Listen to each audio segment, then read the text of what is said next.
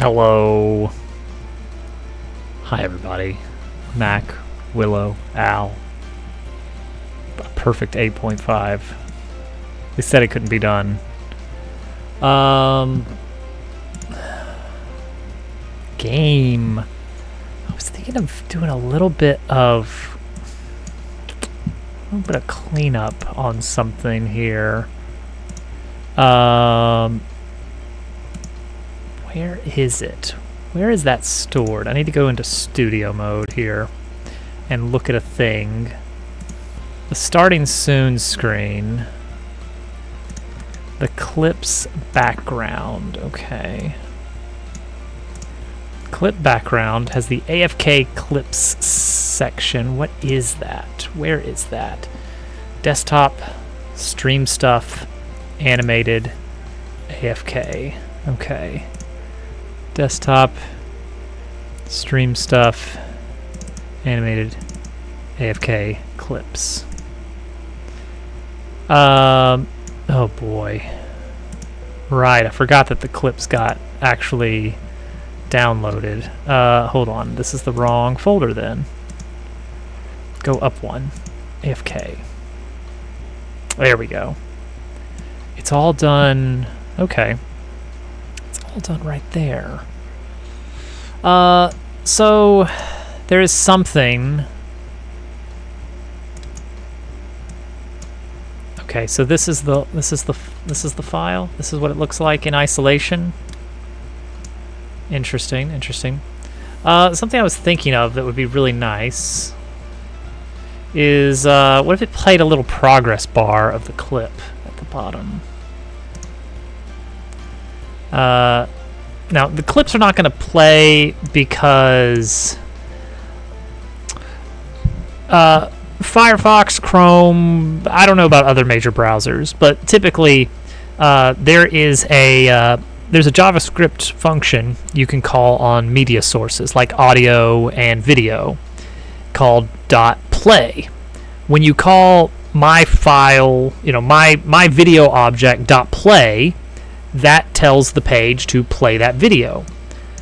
But, as you can see by this error message that's very tiny on the screen, it will only do that if the user has clicked on the page, interacted with the page. This is to prevent... Is it already? Already. Okay, hang on. Can we just do a limiter on this or something? Maybe that'll... Is that better? Is that better, or any noticeable change at all? Also, I need to turn off the AC. That's going to be loud. I'm willing to deal with the heat. Still a bit loud. We could turn on all kinds of things here. Noise gate, noise suppression, limiter, the works. Filter, limiter.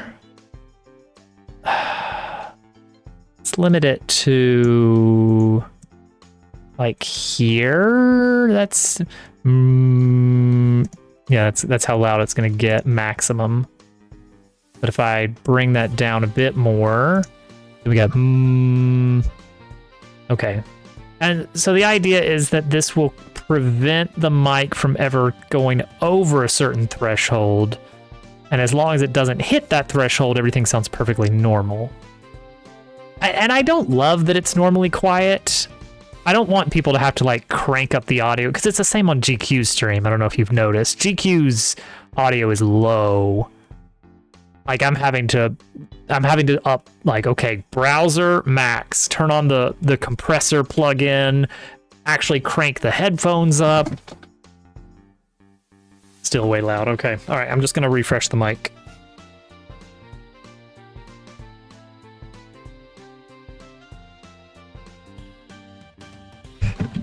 Had to download a...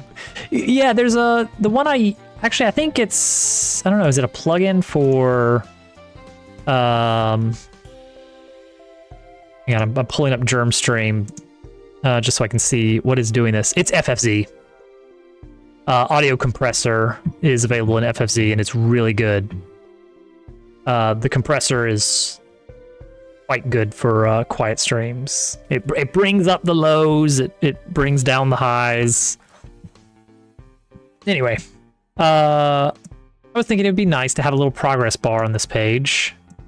What I was saying earlier is that the reason the clips aren't actually playing when I run it locally, by default, browsers...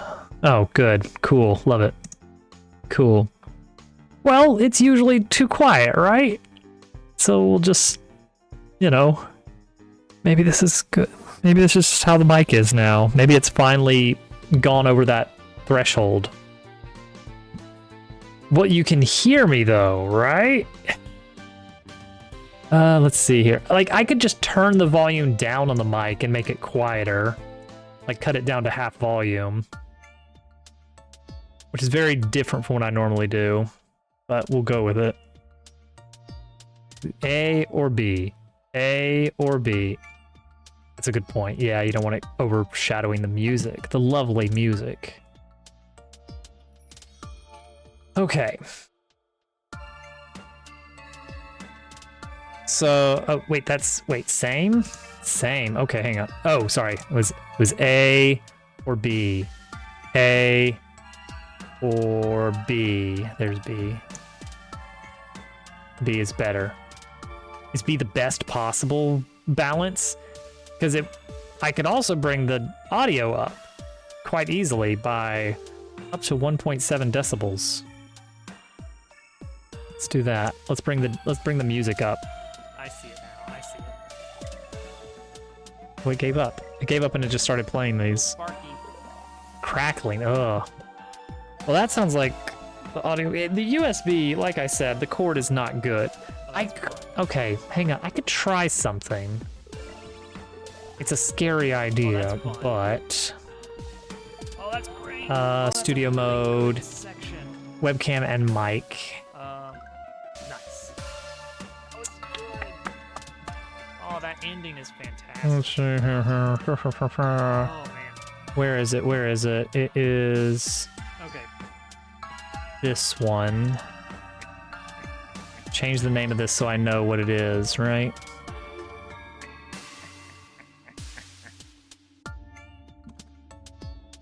Okay, let's try this. That was dumb. Properties, show in. Okay, here we go. All right. How is this one? How would we say this one? Wait. is? Okay. Nope, going. All right. Ugh. Get out here. Get out here. Stop making noise. Quality-wise, I'm assuming it's a step down. Super quiet. That makes sense. That one makes complete sense. Okay. Then let's just bring the volume really far down on this one. Okay, how do we like that? How do we like that one? Also, what do we not have a loop? Like we need a handle loading bar function. Wait, now? Barely here? Okay, so now we're at 18.3. Let's double it by going up to -12. Okay, so this should be about double what it was before. Okay.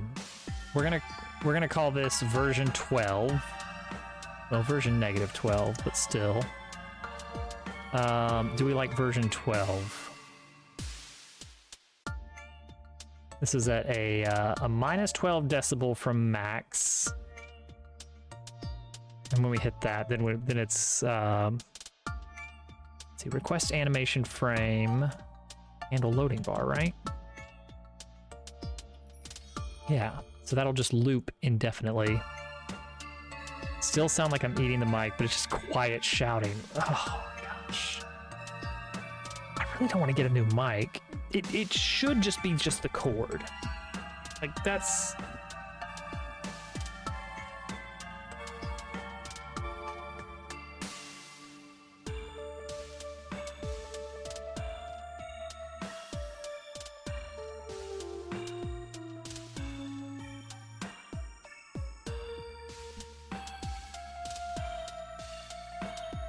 I just need to like grab one at the grocery or something. And we'll just see if that fixes it. Let me see if there's some... Oh, that's set exactly where it should be. Let me try turning... Okay, sounds like I'm eating the mic, but is quiet. So let's try this. Let me see if this makes any difference at all. Oh, maybe. All right, is that... All right, any difference there? Do we like this better or worse? Because this is me adjusting the gain on the mic itself, I think. Oh, hang on.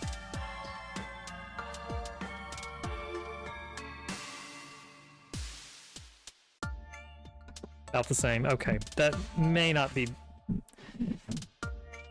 okay. Well then... This probably isn't going to sound any different either. Let's mess with the filters then.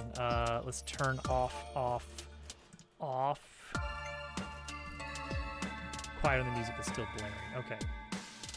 So I think this is going to sound a little bit different.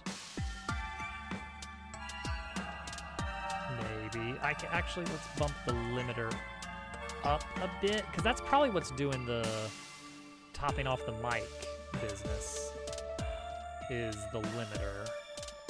Kind of that sound of like, oh, it's blaring out the speakers kind of sound. I don't know if the compressor is doing anything. This is like more normal, more close to what we normally have. Maybe that's better. Okay, how about this with the compressor turned on? Yay, nay.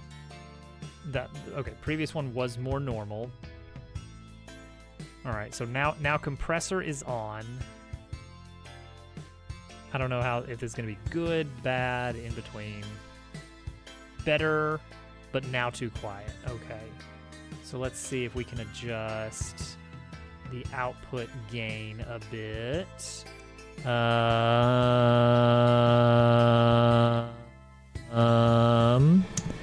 Okay, I don't really love. I don't know. Turn that one back. Turn that one back. The music is too loud. Maybe. The way I figure it, like if I go into Twitch and I turn the audio up to a certain level, like I would love it to all be consistent across different channels. Okay, Slam, hope you're doing well. We're troubleshooting some audio issues. That's perfect, honestly. Threshold ratio. That doesn't. No, that's just compressor doing compressor things. Okay, we're gonna leave that off. All right, I'm not gonna double the sound, but I am gonna go up to -9 decibels. There we go, right around there. Right around there.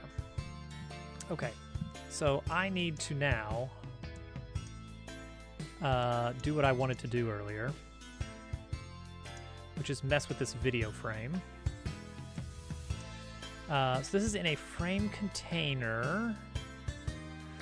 The video, I think I could get by with clip frame.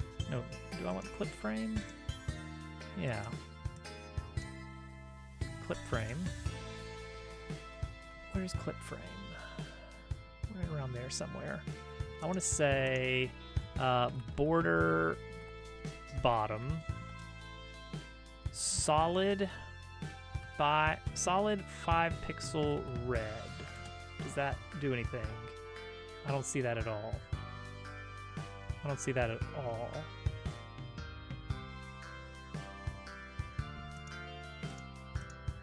So maybe we just don't do that. Maybe instead we do a pseudo element or even a whole separate thing. Oh, Visual Studio Code just like exploded. Okay, it's back. Yeah, what if we just did above clip title, a div, ID progress, Okay, and then progress, we just adjust this. Background, oops. Background color, red. Height, 5 pixels. Width, 5 pixels. Show me that red box. Where is it? It's invisible. Where is it? Oh, display block? No, still nowhere. 50 pixels? Is something overwriting it? What's the deal? Why don't I see it? Why don't I get to see it? That's just script. That's the body element. Okay, display fixed, for all I care. Oh wait, no, not fixed. No wait, no, position. Maybe it's the positioning. Okay, so there it is. Position, relative. That might be the issue. It's probably just like, no, it says it's right there. Is it a z-indexing thing? No, it's not. It's just position absolute is fine. Okay, great.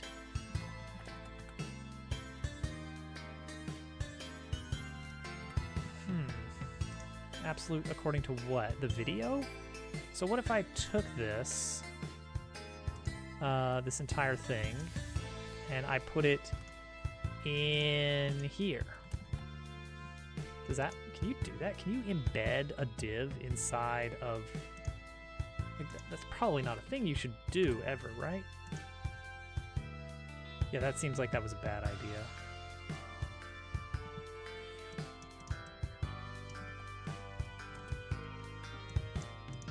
Okay, but this is working, sort of. As long as I adjust the position a little bit. Top 0 puts me all the way at the top. The video size is height 1100. But the video doesn't go that low.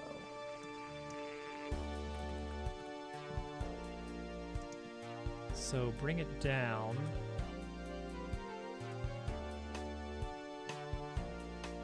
Right around there. Yeah. Right around there. 908. Exactly where I want it. Height 30 is probably better. And what we'll do is we'll do like this. It'll look just like this. I don't know if we'll do red. But this is the idea. This is the idea. Do we have inline? There's our CSS. Okay. So progress.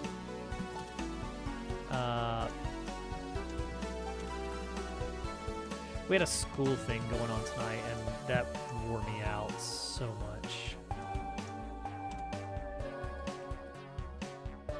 Whew. Like I'm gonna sleep good tonight. I hope. I hope I have the option of sleeping good tonight.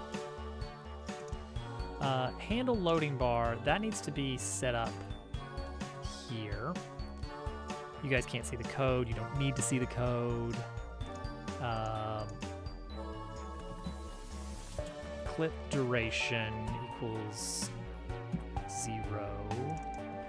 Whenever I load a clip,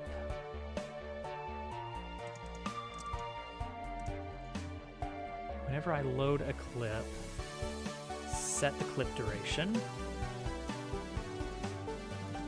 equal to whatever this says, I guess. Clip duration is in seconds. So we're gonna have a clip progress.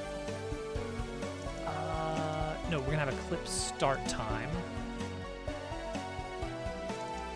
So when we load a clip, we're gonna set clip start time equal to new date. And that, I think, is in milliseconds.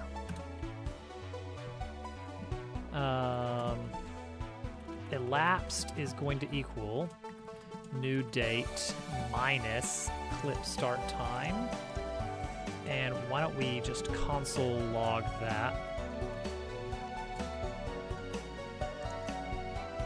That's not really what I wanted. These numbers are big. Big, big, big. Clip start time should have on load clip. Load clip gets set initially.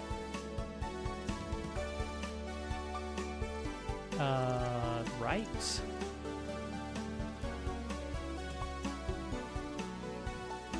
Load clip did not get set initially.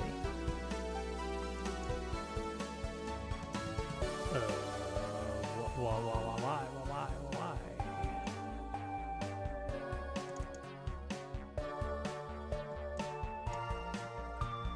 Oh, but we can initialize it to new date. There we go. Okay, so this counts how many milliseconds. And clip duration is how many... Oh, clip duration is not populated. Oh, see, that's a big problem.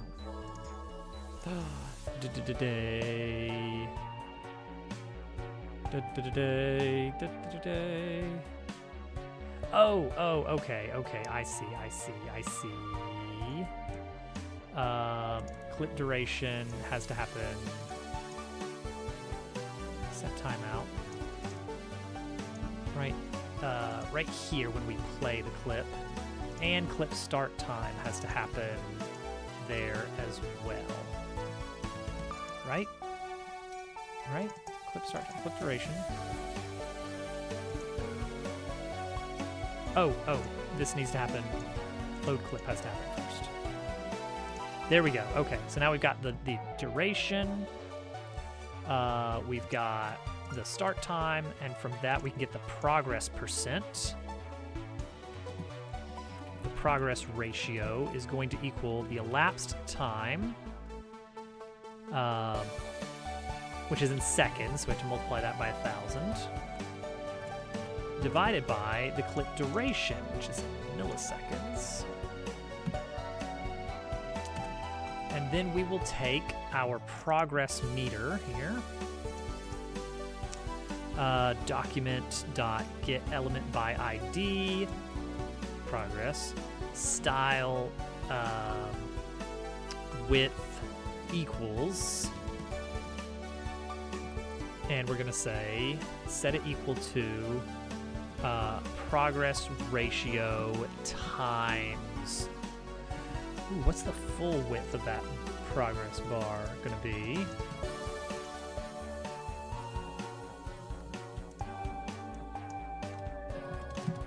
$1,600.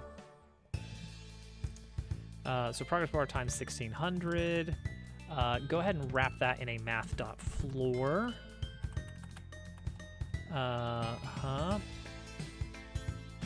Pixels. All right, let's see if that works. No, the width is ridiculously high. The progress ratio, therefore, is probably wrong. So let's console.log our elapsed times 1,000. And what do we see in elapsed times 1,000? More than I thought. Why is that? Okay, what is elapsed then? Oh, elapsed is already milliseconds. Clip duration is the one we need to multiply by 1,000. Oh. So that means we were off by a factor of 1 million. Oh, we got it. I think we got it.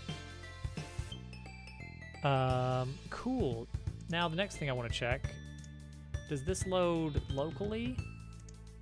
Yes, it does. It's not pulling off the server, which means we can get this immediately. And then it gets to the end. And then it does that, which is less cool, but I get it.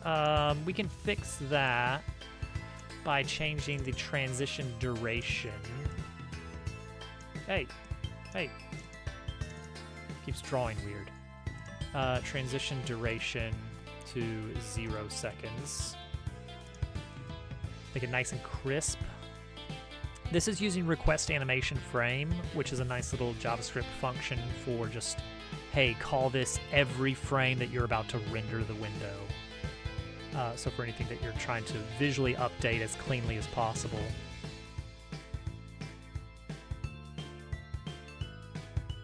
I don't like that it went past. I know why it did. So progress ratio, we just want to clamp it. If progress ratio is greater than 1.0, progress ratio equals 1.0.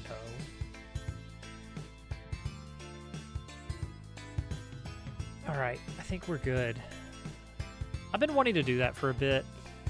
I just think it'll make the clips a little bit nicer on the starting soon screen. I know that's not getting game work done, but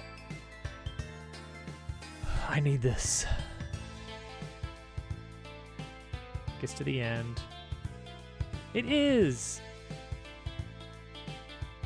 It is. All right, cool. Let's see it live. BRB.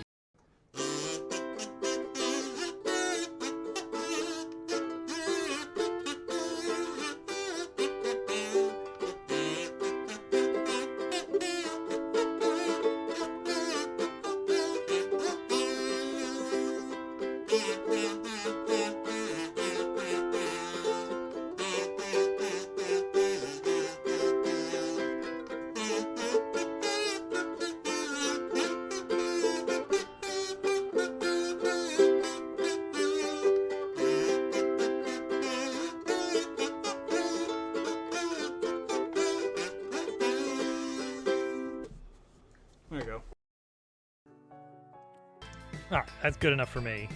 And it does it with the next clip. I'll take it. A little red bar. We could even change the color if we wanted to do dumb stuff. We don't need to do dumb stuff. We can make the bar into a snail. We could give the bar a little happy face.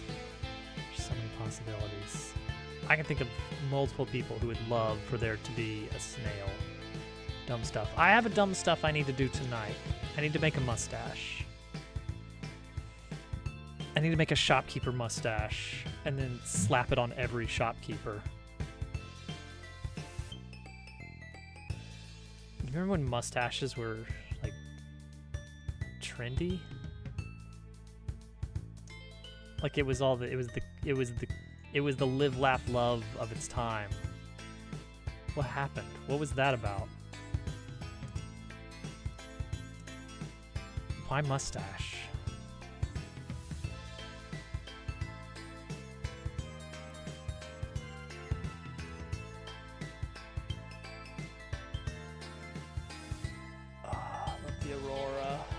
Nice. The Aurora looks fun and cool. That's a fine moustache you have, sir. Why, thank you. I got it from the same place I bought my clipboard from.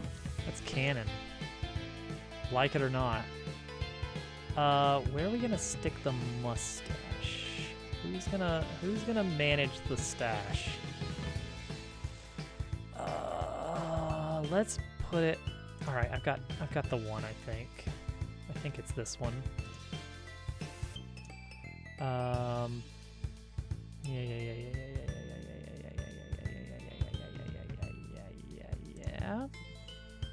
It's a file called fox.png that holds like everything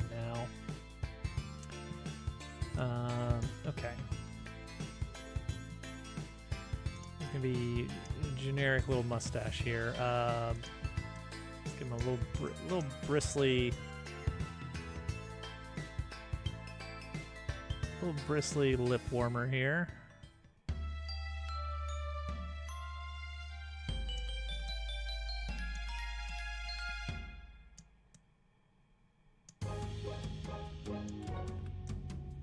There it is. We're just gonna slap this underneath so many noses. Look at that. That can go on anybody. Boom. Easy. Great.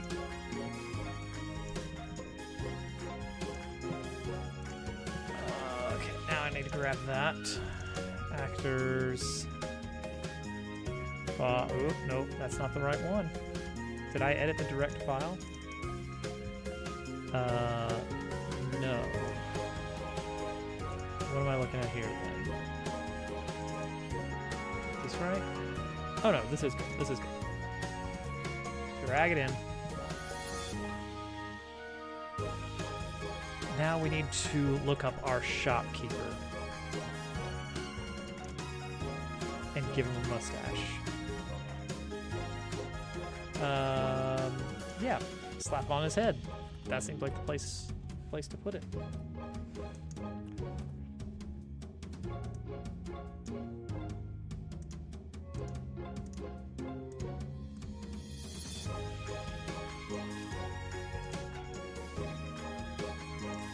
All right, so this is gonna look a little bit weird.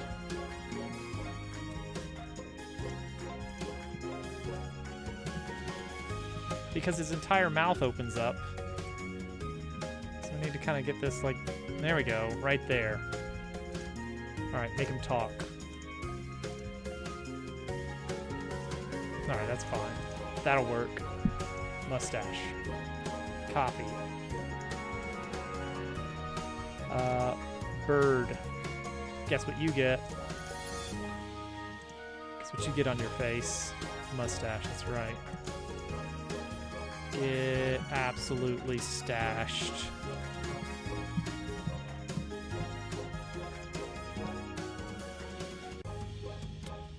Ooh, I feel like that needs to be drawn before the face. Okay, that looks really weird on a bird. That looks really weird on a bird. Oh no, it's because, you know why? Their beak is both mouth and nose. This is a problem, isn't it? Their beak is their mouth, but also their nose. Birds don't have lips. All right, you're exempt. But you, now you.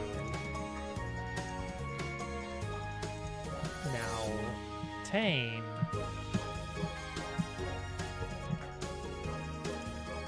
Right on the beak.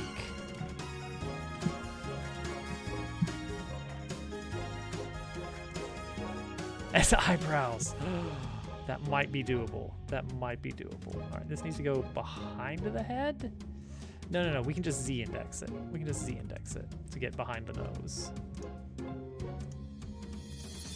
I'm getting very worked up about this mustache.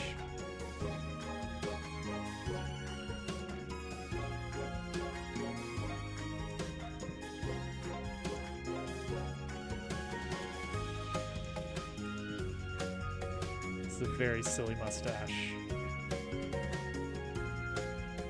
It's a very silly mustache. Oh yeah, they're actually more kissable than a lot of the NPCs. All right, this is maybe gonna be really great. Eyebrow.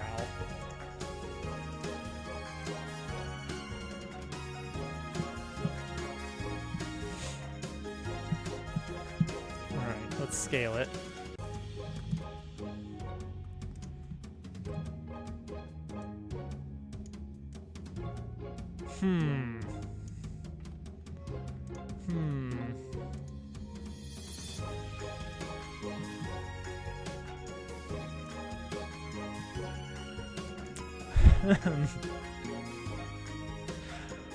Well,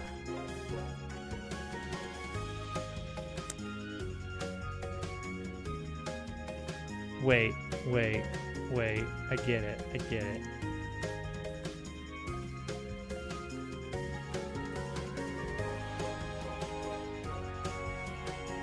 I see it. I see.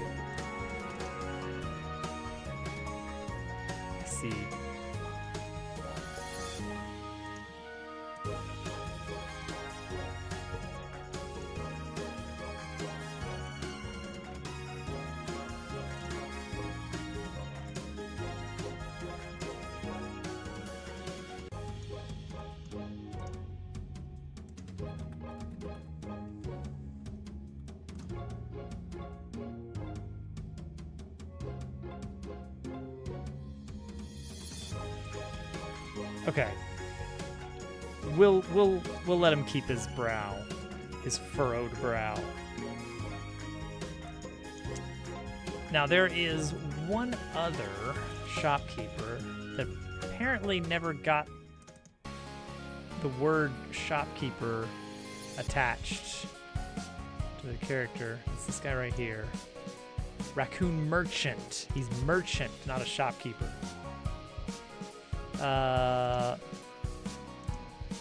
Slap a stash on this man. Every shopkeeper has to get a mustache. Everything must grow a mustache. All right, there we go. Some say that's the hardest part. And it's really contributing to some of the sexism in the economy overall.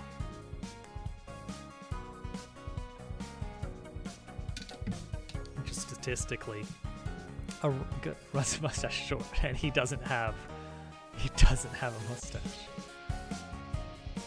All right, there we go. I think it was Noble Hero suggested mustache for a penguin. We haven't made the penguin shopkeeper yet, but it's good to know that we've got the mustache available now. So now it has to happen.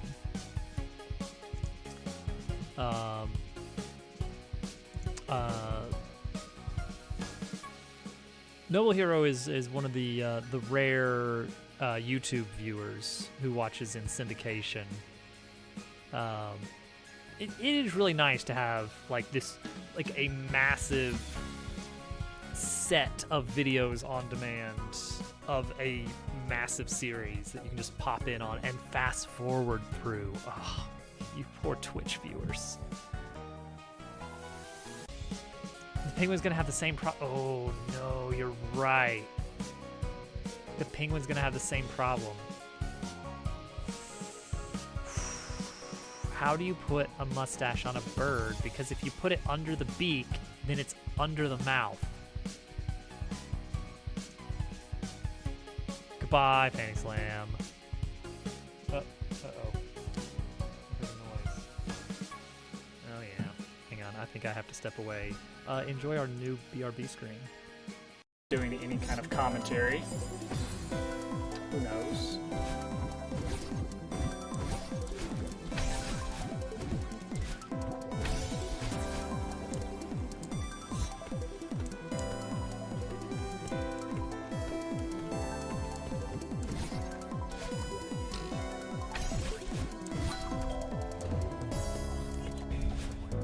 Oh my gosh, we did it.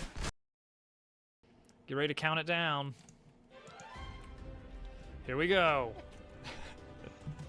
9, 8, 7, 6, 5, 4, 3, 2, 1. We have liftoff.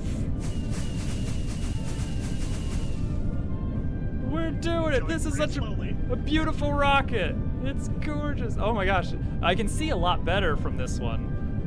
Oh wow. You can really see the lava getting hanged. Oh, the cloud barrier. There's our target over there. No, we're going the wrong way. Wow, you can really see.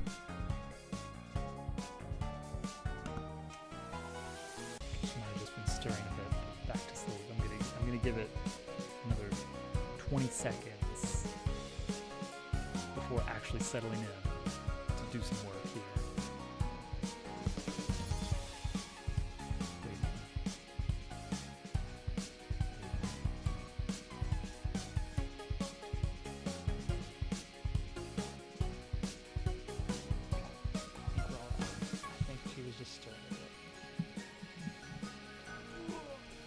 Okay.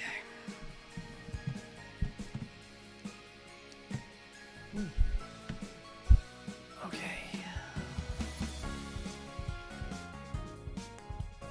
Oh, the classic rock hopper. It's no macaroni penguin, but you know, what is really. Okay, right. We are working on the demo update. The demo's already out on Steam. You can play it now, but there's a major bug in it that you might not encounter, but if you do encounter, it really sucks. And we want to add a little variety, some new enemy types, new items, the works.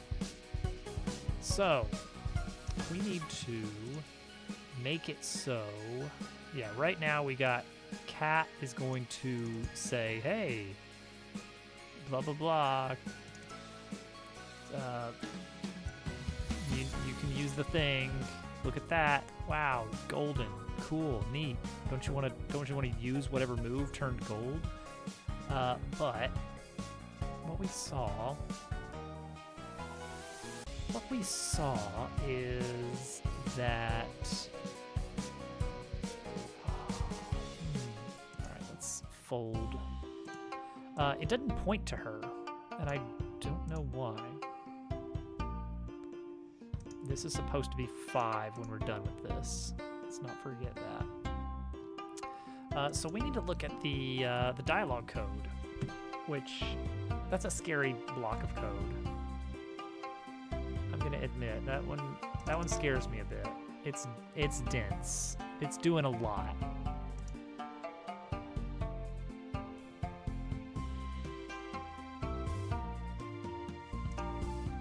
Close this.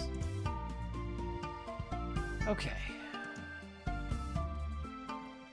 Start a fight. Clap, clap. I think this will count, right? Yeah. Maybe not.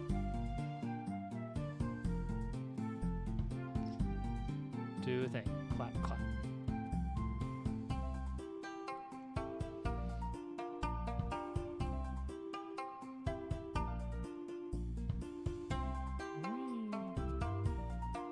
Get blocked. Clap, clap. Okay, boom. Right there. Right there. We get that. Oh, dang it. You know what, though? We're not getting the event because we still need to have all of this stuff be true. So you know what? We're going to say temporarily.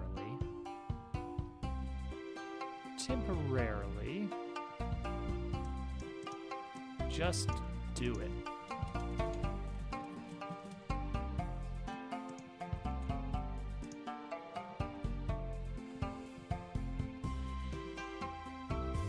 Just always do it until we figure out what's going on with this broken stuff.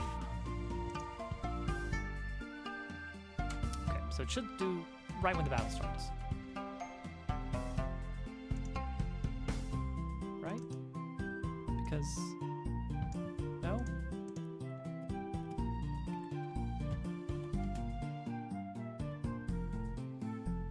No. What? Why? Oh, because we fell into this pit here. Okay. Okay, but this time. All right. Now, let's see what's going on here. It's pointing to her. Oh, I love light steel blue. It is pointing to her. Why? I very specifically remember last stream that we were working on this. It was not pointing to her.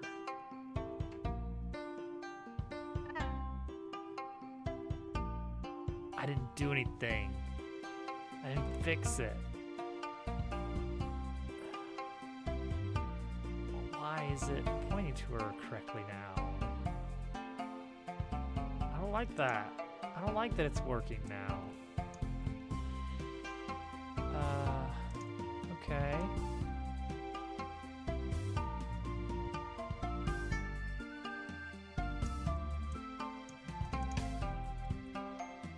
How dare it? I mean, that's terrible. It's terrifying when that happens in coding. It's like, wait a second, this is working, but it shouldn't be. All right, Snail Boss is down. Tut recovery is down. What is this? Oh, this is for, hey, you're low on HP. Right, because this was the one that's supposed to say, hey, why don't we try that new move you got, huh?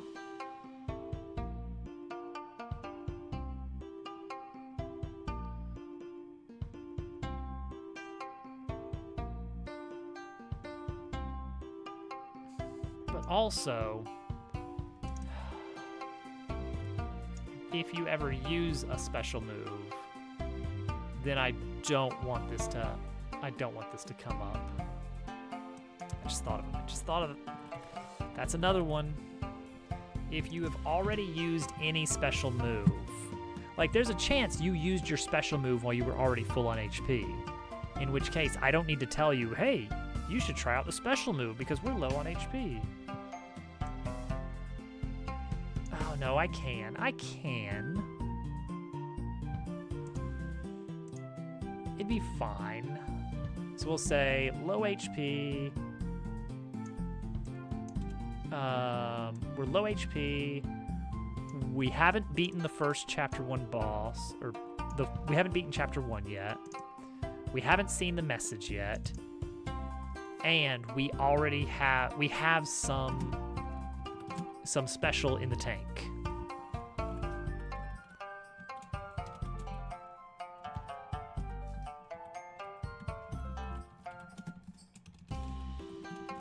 Okay, so we've got special meter.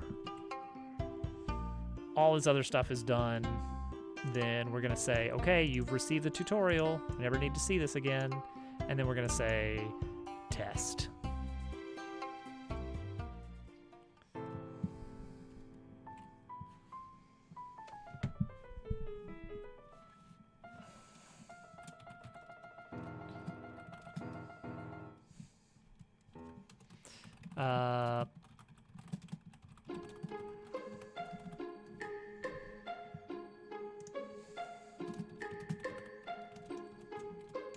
Where am I gonna put this? Raw 1? It could happen in raw, it could happen in 0.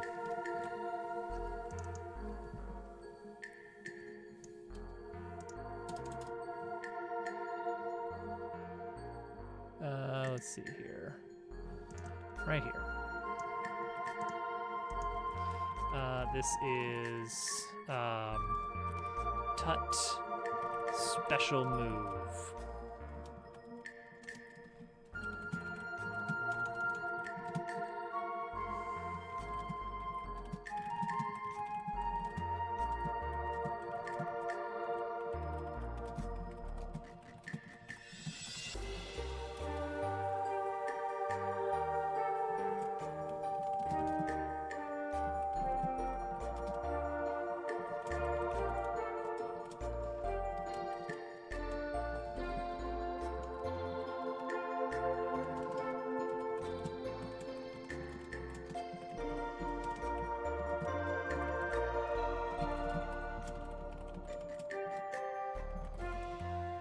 There we go.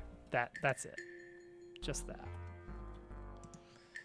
That'd be convo funcs get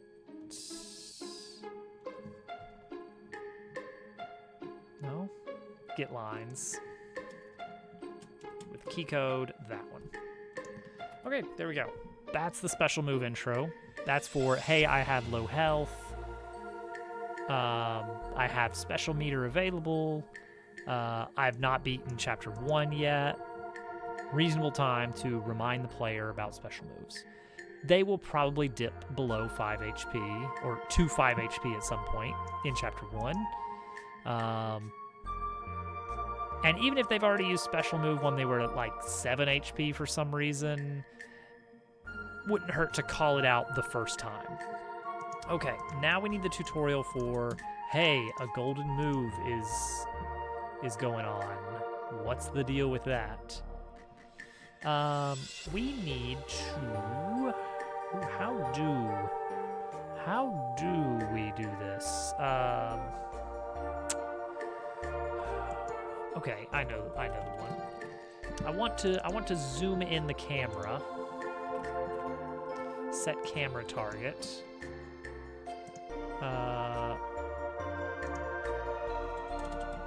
So there's gonna be Tut Golden Move. Golden. Let's do this one as a two-parter. Whoa. Do you see that glow on the ground? I mean, I guess we could start the camera transition and then run through the text, and then transition the camera back. So we'll just do it as a single text blob, nothing in between.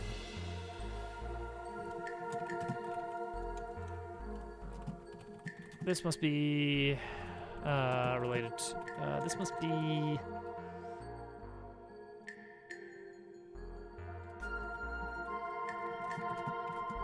do with that golden move. Golden, what are we gonna call it? What are we gonna call it? Not internally, but in universe. Golden maneuver, golden technique.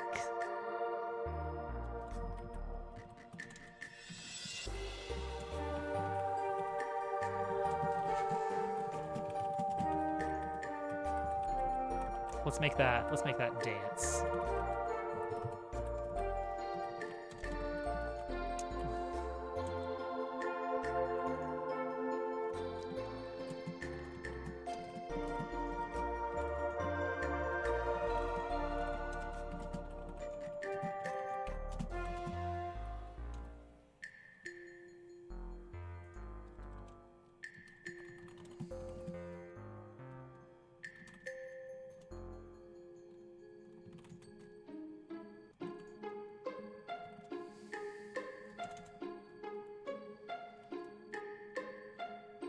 Let's see here.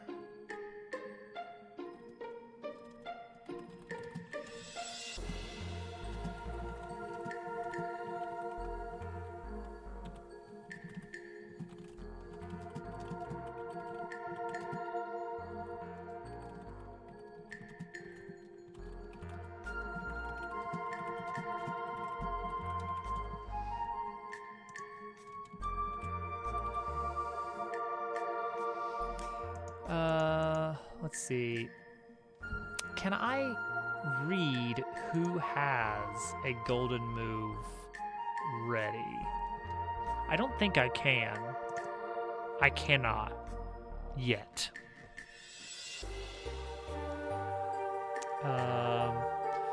The scrap move ID indicates the name of the move, but not which unit has it. But we could add that. Golden unit.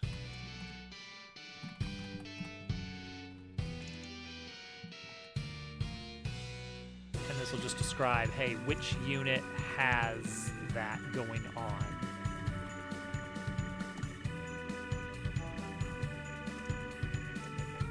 The scrap system is getting really complicated, and I'm trying to only expose the bare bones to the player. Like, they'll just know, hey, when you see a golden move, using it would be good because it leads to charging up this meter. You don't need to worry about the numbers. Please do not worry about the numbers.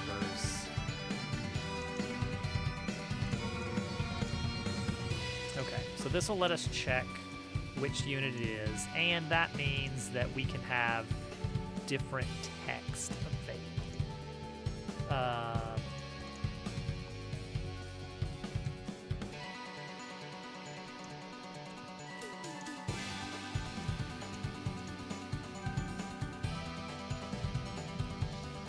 So if Dabble has it, it will say, hey, let's look at your attacks.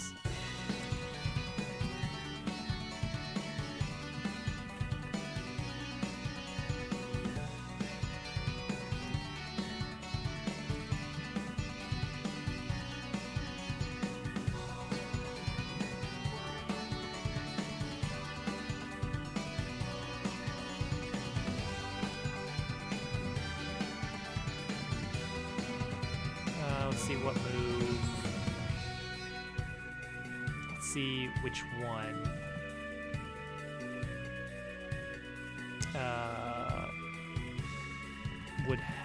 would help us recharge. Well, I'm not calling it special meter. I am calling it gear meter.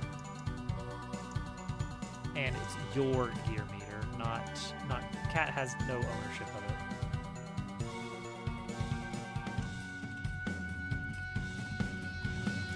it. Okay, but alternatively, if Cat is randomly chosen,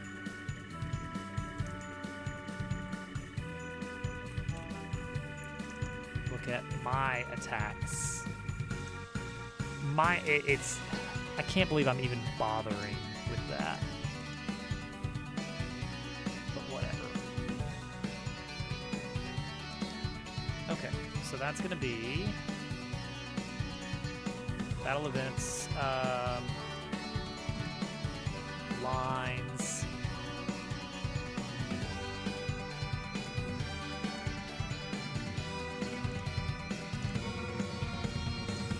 Tutorial, golden move, golden technique. And then if golden unit. Yes, golden unit,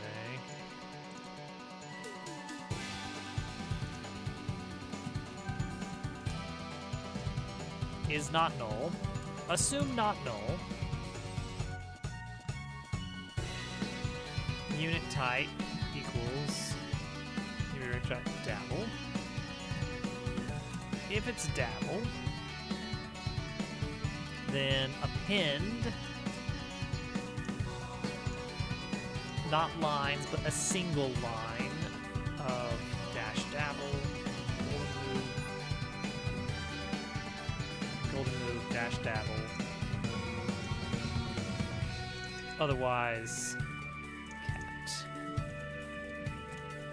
Okay, so now we've got our lines ready.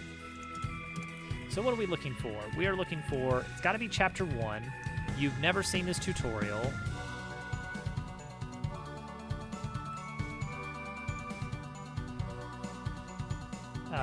Tut.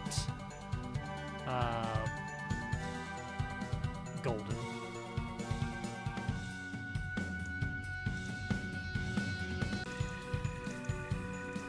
And currently there is a golden move in play. Where does that work? Do we set this to null anywhere? Like after, yeah, we set it to blank. When do we set it to blank? Whenever the turn counter increment. Well though. If you were to run away from a fight or win a fight, then this would not happen, would it?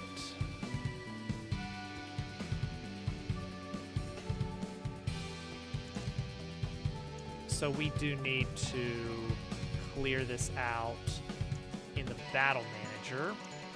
We've got a single function that gets called basically when battle ends.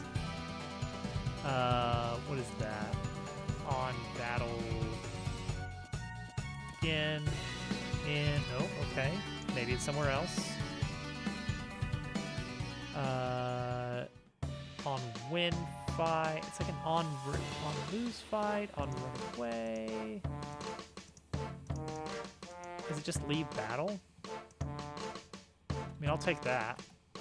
That'll work. Any leaving of battle is good. Okay. So now we are looking for, does it equal blank?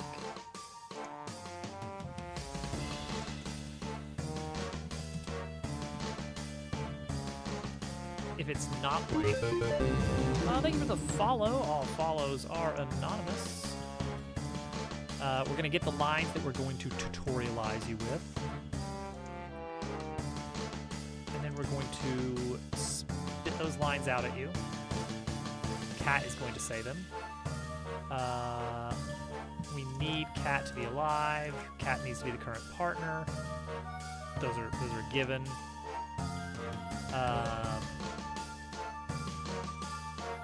One other change on this is I want to adjust the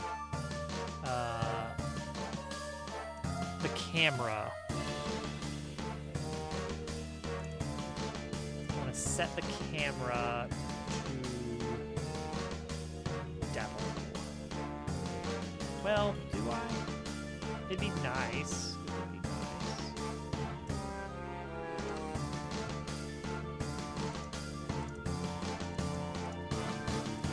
And then reset the camera.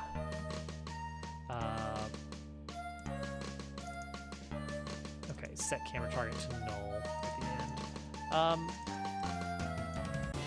I guess focus in on cat.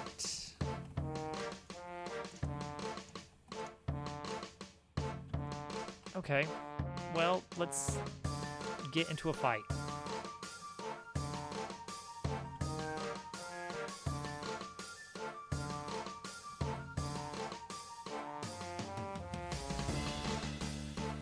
Okay, so I need to launch in that first move.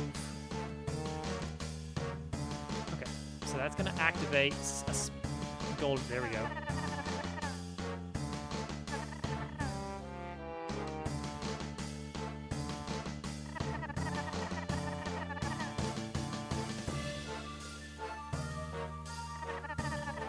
Your attacks instead of my attacks.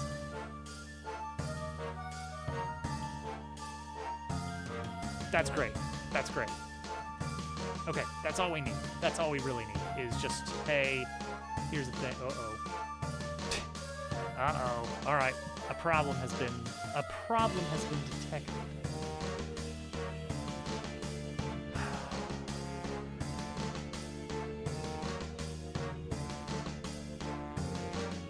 Switch positions.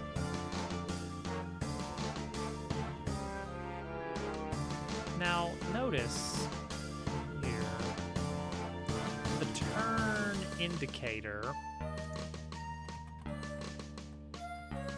positioning. Okay, that happens here. Well, let's do the same code. Let's do the same code here, can we? Where does that happen? Right here.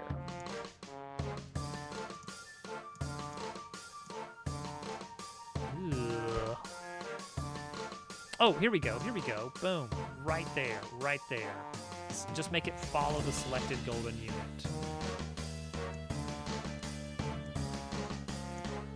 Selected unit is right there.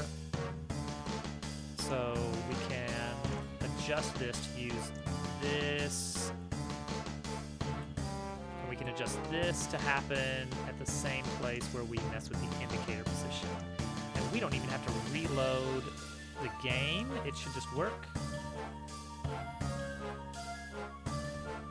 Yeah, all right. I'll take that. Okay, so it follows whoever has the effect in play. She does not have it. You can switch players and say, I've got it. Okay, that works. That totally works.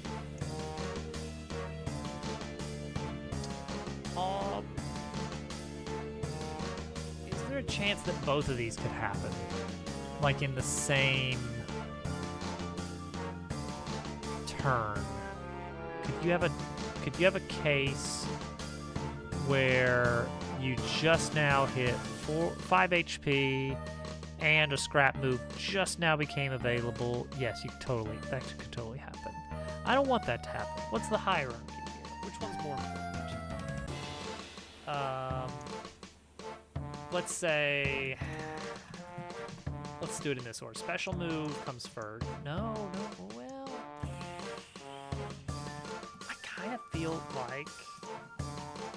like this the golden move. I want to indicate that one first. Because in Chapter 1, if you drop down to 4 HP, you're still going to be alive next turn. You're not going to be facing off against 4 big enemies. You're fine.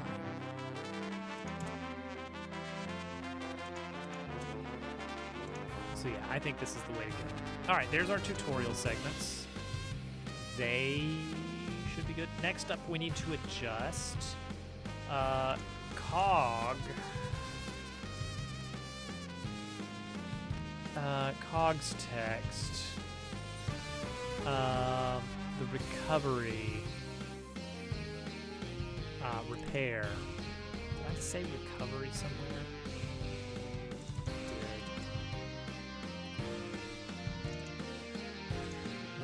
Because it used to be called recovery. Because I was leaning into more of like computer terminology and realized these guys aren't computers, they're robots. And it's very different in universe. All right.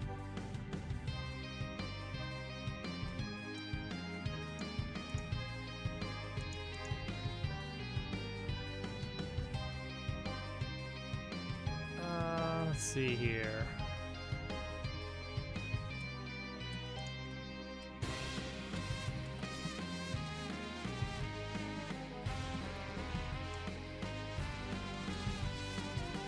Gear power rather than gear meter.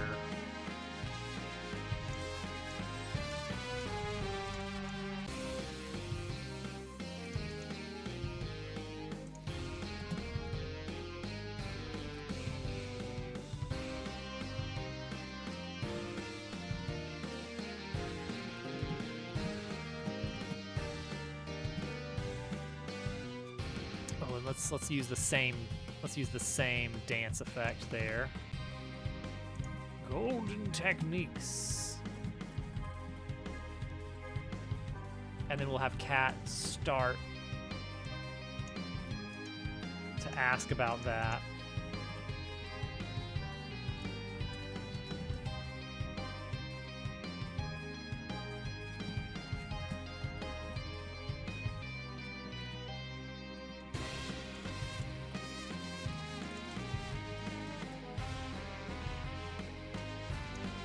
And then we're just not going to explain it.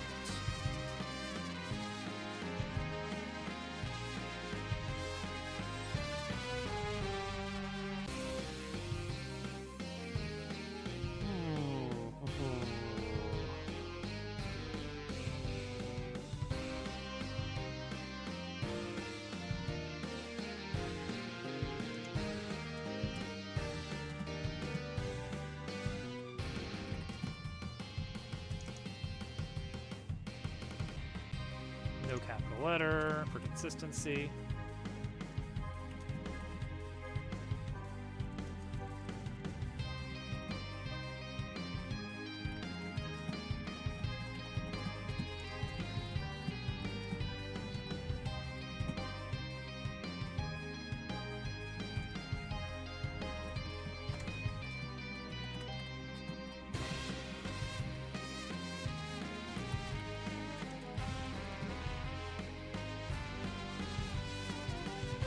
There we go, that's fine. Okay, so now we need to squeeze in 30A and 30B.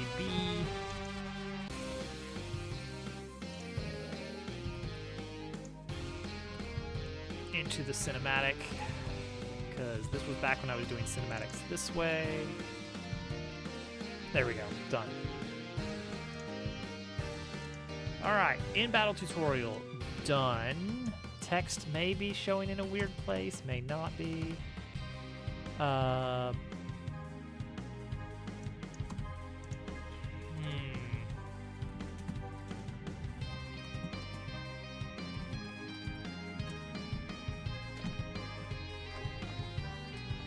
Tutorial for scrap collection, maybe. That would be handy.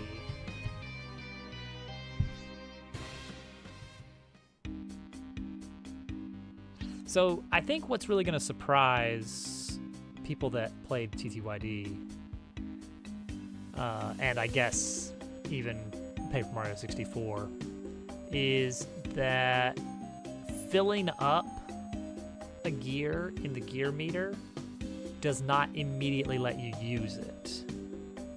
It's only after the battle is concluded that it locks in. And if you run away, you actually lose any gear power that you kind of tried to farm. That's very much by design.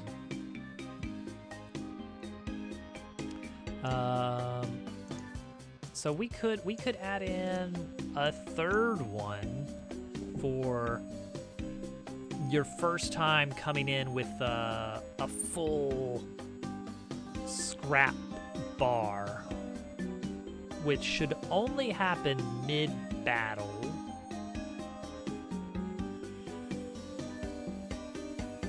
Oh, you could skip it. Like, what if the thing that knocks you over the edge is... No, I guess that's fine. I guess that's fine. But yeah, there's a high chance. I mean, I don't know if it's better than 50-50, but there's a decent chance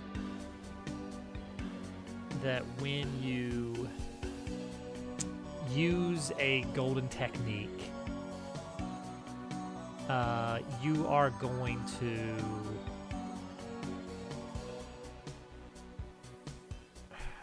to immediately win the battle, because a lot of enemies are just not very strong in chapter 1. So very high chance that that was the ending blow. But it doesn't matter if it's the first time or not. We can have a hey, what gives? Why didn't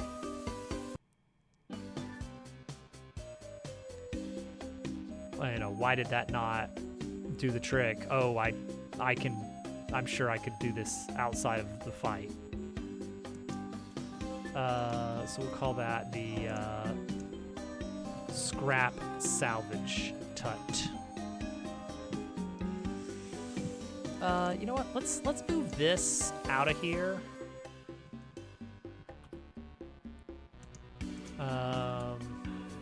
Is chapter 1 or let's say is early game.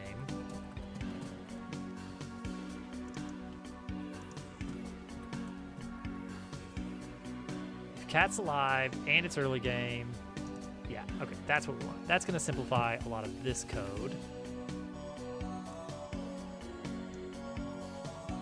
Oh shoot, hang on.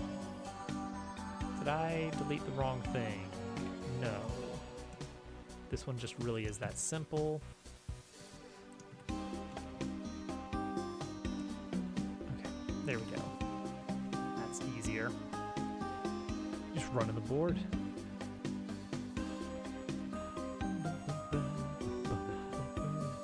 All right, scrap salvage. Tut, scrap salvage. What do we need to watch for on this?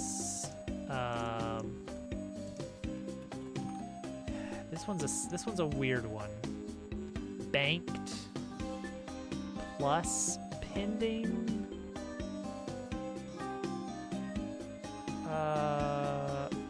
Current and banked. Thank you for the follow. All follows are anonymous. I really appreciate it. Let me pull up a fight, I think, because that's gonna help me visualize this, what it is we're looking for. Get me in a fight. Get me in a fight. Okay. Debug. Whoop. What do we do? No such actor. No such actor. Right. I need to only do this if golden unit is not null. Okay, that's important. Yep. Try again. Get back into a fight. Yeah, we hadn't actually run the battle since I made that change, so no surprise we hit a crash there. Okay, this up here, the special move meter, the gear power. What we are looking for is that you have used. You're in the early game, so you only have 1 max. You have used it, but you are building it back up. You have 50 saved up from the last fight, and you've earned 40 more this fight. That's not what that's supposed to look like, is it? Is it? No. That's very wrong. What the heck in heck? Okay, so I'm kind of off by one error there. Okay, but this is what we're looking for is that you have a fully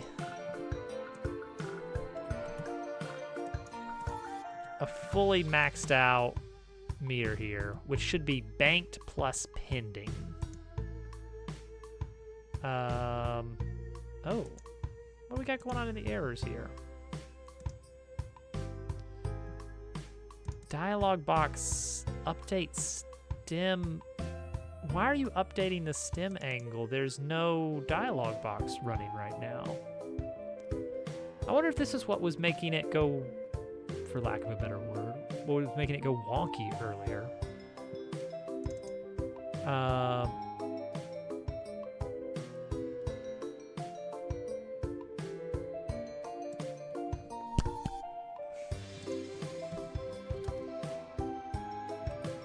Horse.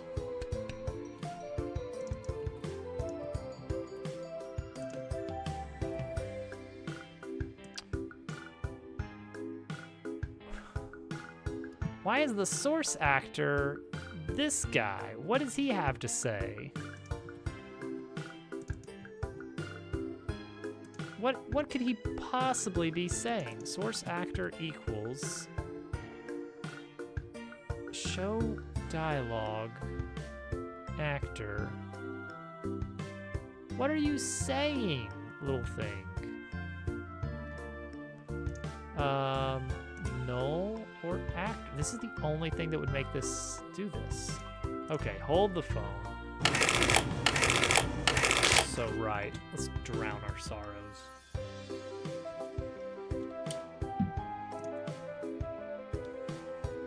What are you trying to say? What are your text pages? Nothing. No text pages at all.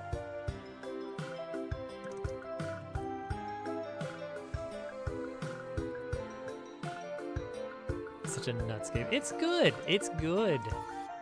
I think Dupu hit the nail on the head. The genre is Mad Libs.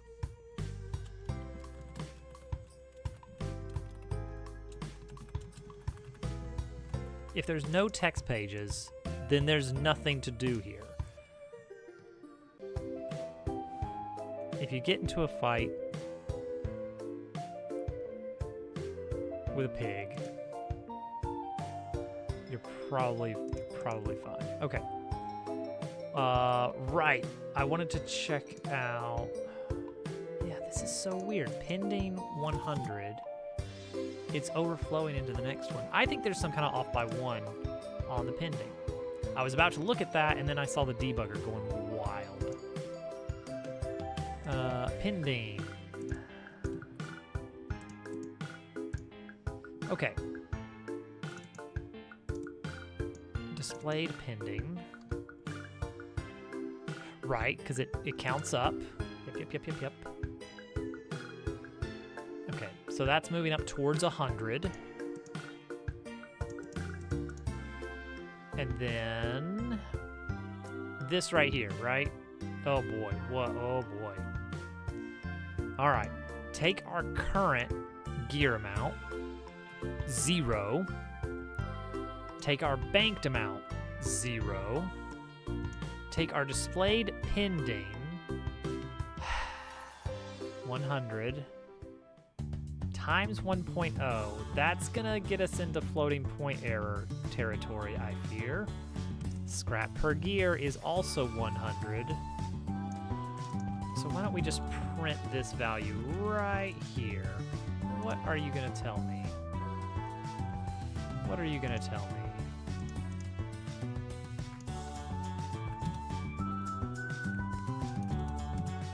Three. Wait, that's good. That's what I want. That's exactly the number I'd expect here. So why is it giving me a little fraction here on number 4? Not the scrap sprite visibility. I want the gear sprite visibility, and that is based on if. No, it is the scrap sprite visibility. Yeah. Each gear. This is a single gear. Each gear has its own index. That's gear index.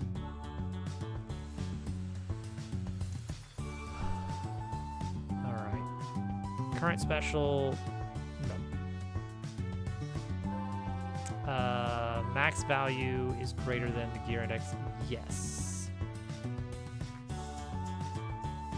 All right. Current and banked pending gear total.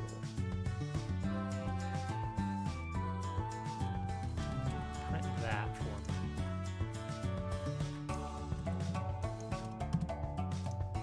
me. Exactly 3. That's got to be it though, right? It greater than or equal to is not going to cut it. 2.99.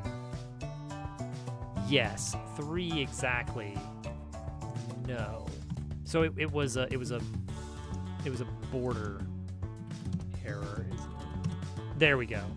Now it maxes out. And if I do 200, fills up. Yeah. Okay. Whew. This is what I'm looking for right here. Is yeah. Ugh, scrap per gear is currently not something that can be changed, but one of these days it is going to be changeable. So I think we need to put that in the stats.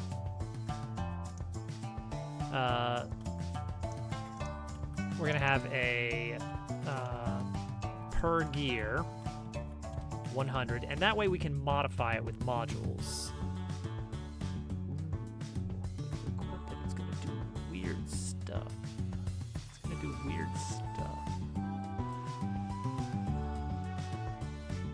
Maybe that doesn't change. Maybe the amount earned from an attack changes. That makes more sense. Don't have modules change this. Instead, change amount earned per golden tech. That's better. But having it here is informational. There we go, because that way we don't have to worry about missing out on this value here. Having it non-standard.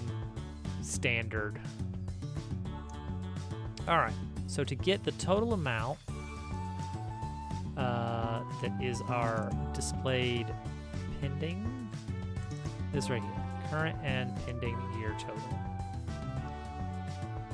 It's the pending that we really care about. Displayed pending plus banked. So banked and then pending is coming from scrap.pending. So we just add it up and see if it has hit 100. That's it. Ooh, all right. Is scrap full equals banked plus pending greater than or equal to this one right here, per gear.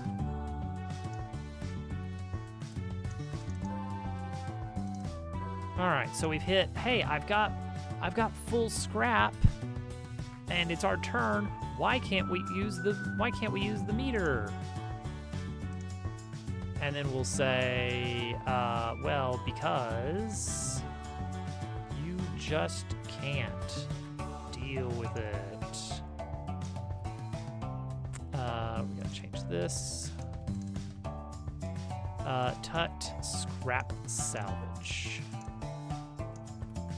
So what is Cat's smarmy thing to say?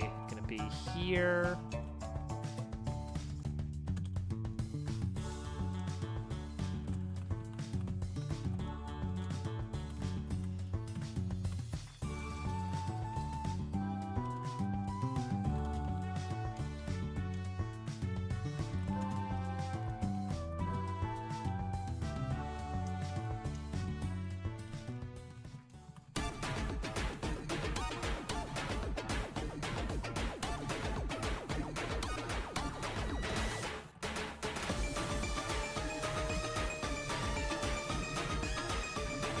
And she'll just say like, "Oh, it's made out of scrap. I gotta do a little salvage work on it."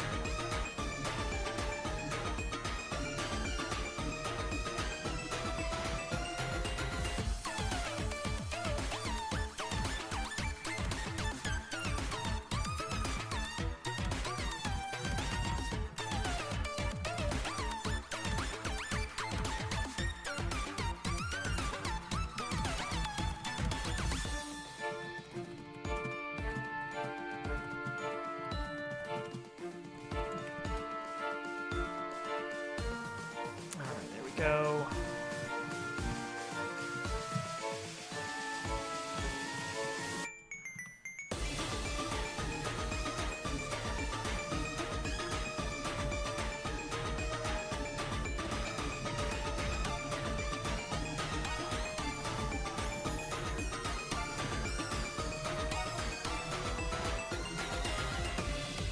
Perfect. Just like that. That's good enough.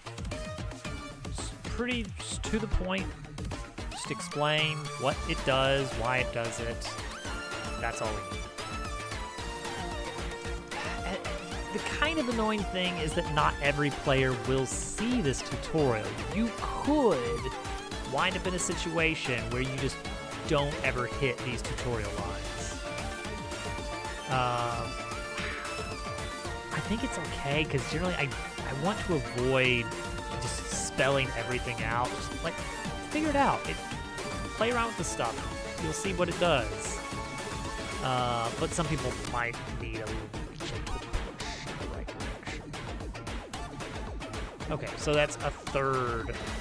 It's a third system tutorialized there, and a bug fixed in the gear meter. Not one that would ever show up in the tutorial. In the tutorial, you don't get a second gear power. You're always maxed out at 1. So the special move spilling over, I don't think would have even been an issue. It was just a visual bug anyway. But at least now it's actually looking right.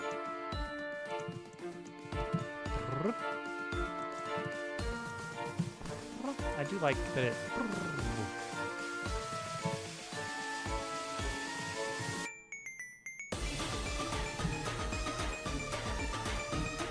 Okay, cool. And I think, well, you know what we could do is let's jump into a battle with something that's a little bit tougher, made of a little bit tougher stuff. Let's grab a cave mite in the grass. So we have to attack it. We don't have to do any damage, just as long as we are on the offensive here. Boom. Breakpoint. Don't need you anymore. I'm sorry, why is it over here? Is it because of the breakpoint? Or is it because, oh, it's because of the tutorial actually happened before the position got updated. Okay, I do want to address that. I think we can do better.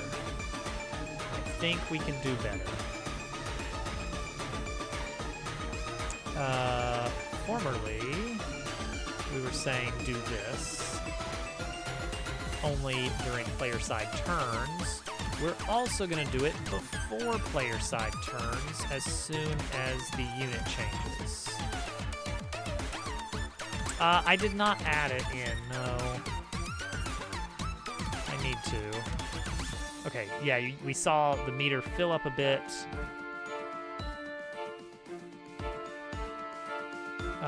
And then now, we should be able to get another one going after this turn.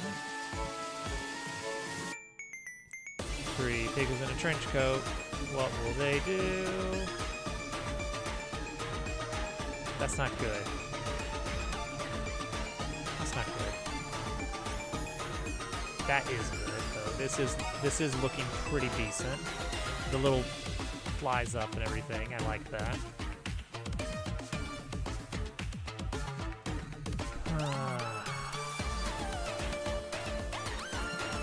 It's gear spin again? That's not how that's supposed to happen. I think something's gone a bit wonky. Cycling the recovery move. Yeah, let's do this.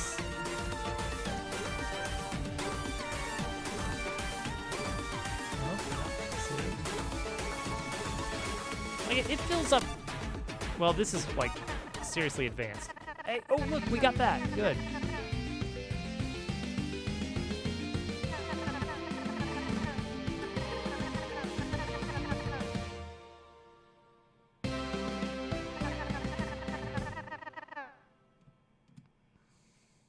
Okay, good.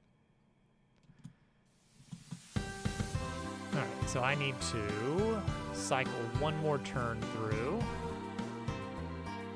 Alright, what do we got here? Recent moves. Recent move, recent move, recent move. Index, recent move list. So we need to look at Game Manager, Stats, Scrap.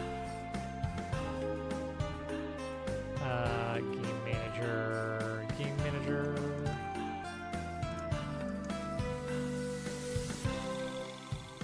Okay. Recent moves. Gear spin, gear spin, gear spin, gear spin. Because all I've used is gear spin. Alright, good. That's kind of what I want to see there.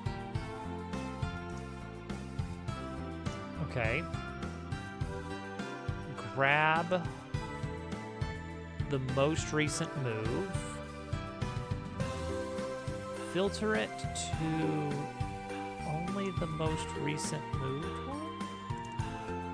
No, I want the opposite. I want the opposite. I want to... Hey, Liari.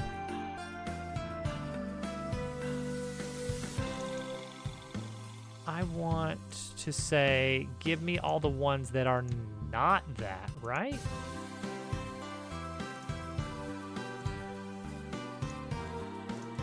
Okay, so we get gear spin. Fills up our meter a little bit. Lock. Gear spin again. No one would expect, it's true, no one ever expects 3 lizards to be in the same place. Okay, so now, there we go. Now we're choosing different moves. Now Kat's got it. Now Kat's got the golden move, and it's scan. And it doesn't matter if she even fails, we've already gotten the reward for it. Okay, so now we have recently used gear spin and scan.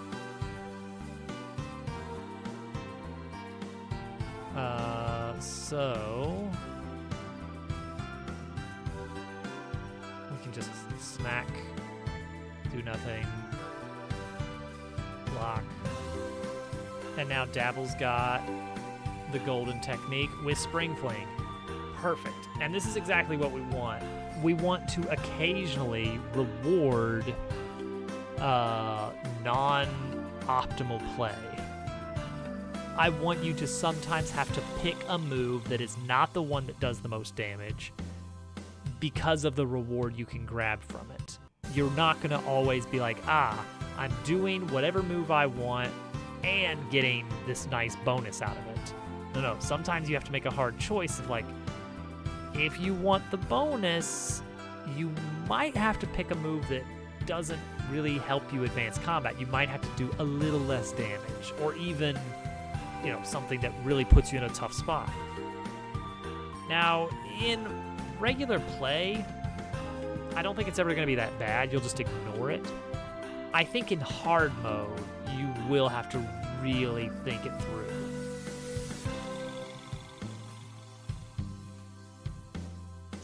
Okay, cool. That is great. That looks good. So now, Scrap Collection has a tutorial. I don't think we do we want to do something crazy, like to really make this look exciting for when it's like, where's the scrap effect? This is the scrap effect. I have to turn on emitting. It gets clipped, so you can't quite see it. But like, we could have something that adds a border to this panel. What would that look like exactly?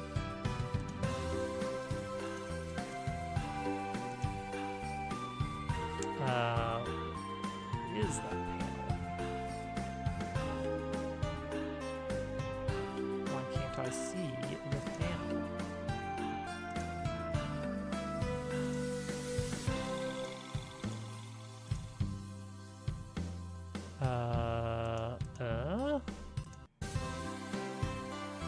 Is it because of the offset, the layout, perhaps?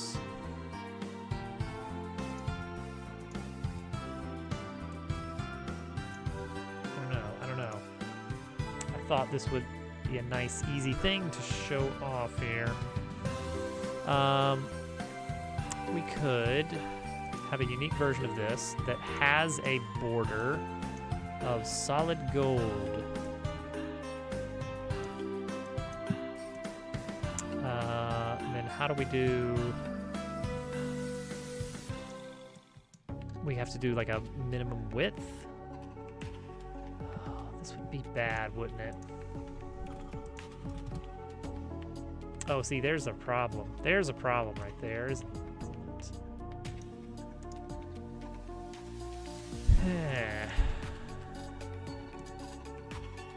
686.55.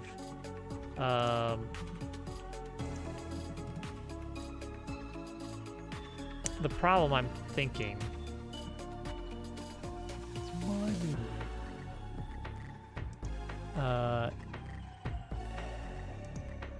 modulate.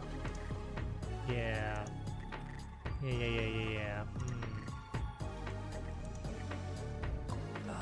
Like maybe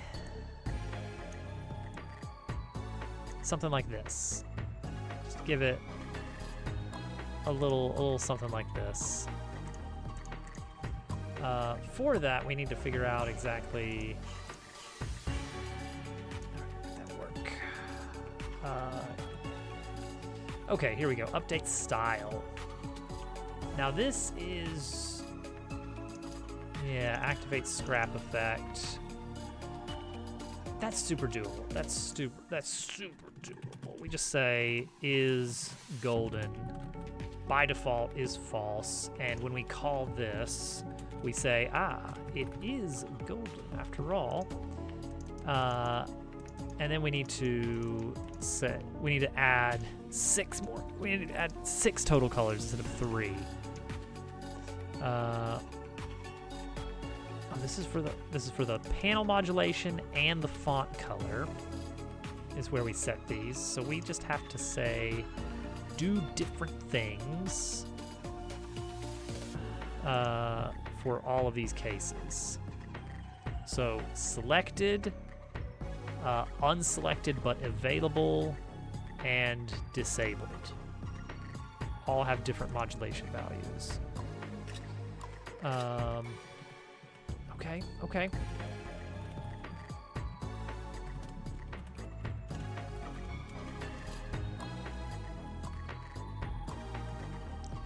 There we go. I hope you're doing well, Dupu. I remember mentioning something you said or did recently, and I don't remember it anymore, so that's that.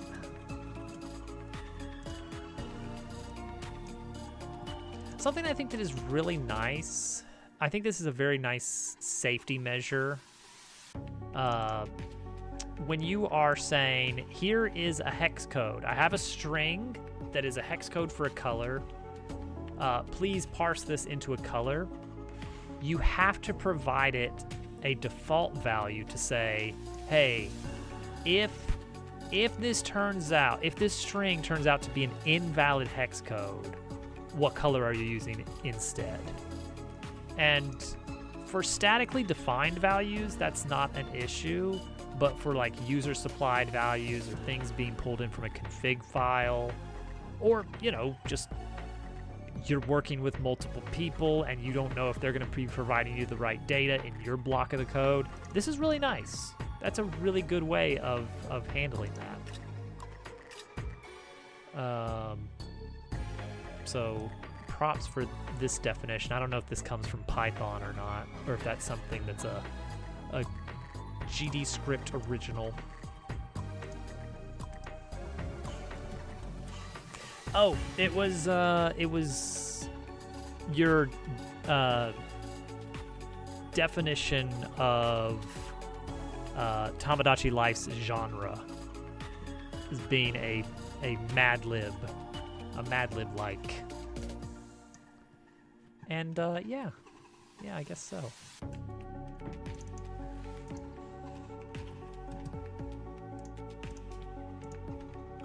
All right, so if it's not selected, we can kind of dim it a bit. And if it is unavailable, well, that's sad, isn't it? That's very sad. So we'll do this color.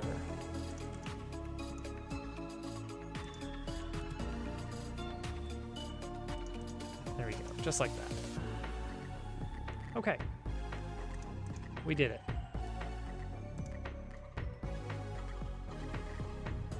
The first strand-like Mad Lib. The first quadruple A Mad Lib. Alright, get me into a fight.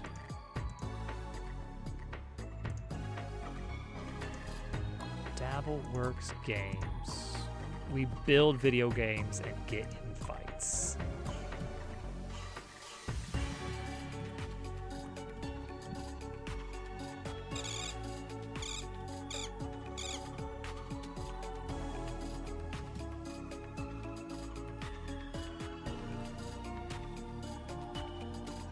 All right, there we go. And this is a very bad move to use here because it's going to do no damage. I really feel like border would be nicer. There's already so much going on here. Like, look, everything is a different color. Every one of these is a different color. What means what?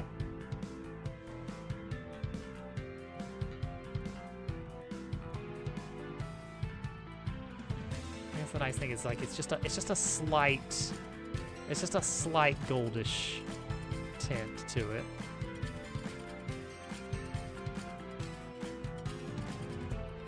You've got the arrow, you got the big moving triangle to indicate this one is the one you are currently selecting. This one.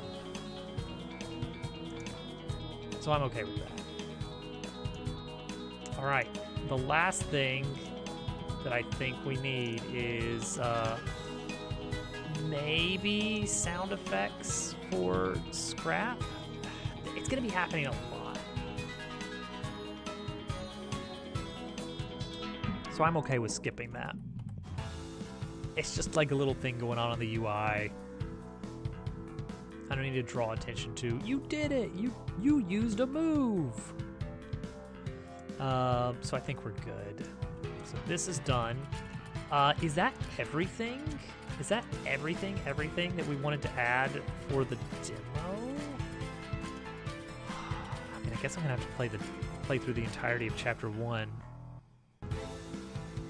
and see if there's anything that I would want to change. I did add a really, really nice feature for demo players that I think is going to make a huge difference. There was something. I know there was something. Added this. Specifically for the demo is, hey, I will warp you straight to the start of chapter 1 if you're really not interested in the lore and you just want to start running around fighting pigs. Then go for it. Then it just kicks you right out here. You've already got a little bit of damage taken. You can just get into it. Go fight pigs. Go find strawberries. You've already got a little bit of money. You're close to a level up. Like, I start you out at...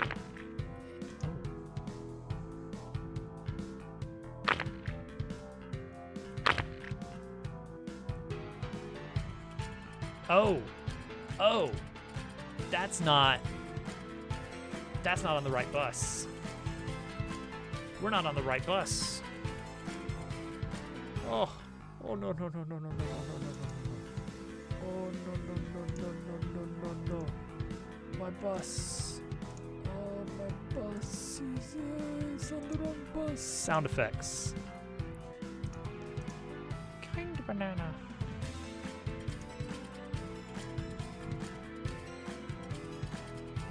Medium jelly. He's really hugging that pig.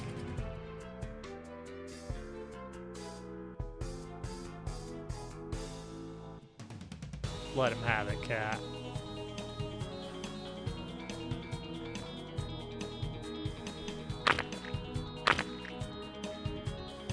Ow. Oh, yeah, let's fix that. Let's fix that. That is battle event. Change that back to 5. So now it takes 5 moves before you get your scrap recovery. Which means, on average, how many rounds of combat? Every 3 rounds, you will be gifted.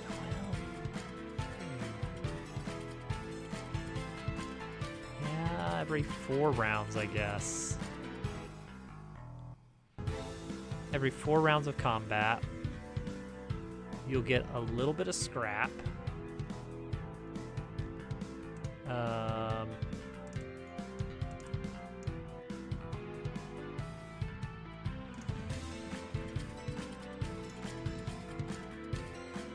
That will reward you with some scrap amount. What's the scrap amount? Oh, it's randomized. Oh, and it's based on your level? Is that a good idea? Is that... Oh, wait, it's plus. It's not times. It's plus your double your level. Okay. Okay. So that means between level 1... Level 1, you'll be getting 30 to 40. And then at level... Well, roughly. And then at level 15, that's when you're getting 60 to 70. Almost double total. And at that point in the game, you're gonna have more... Yeah, all right, you know what, that's fair. Yeah.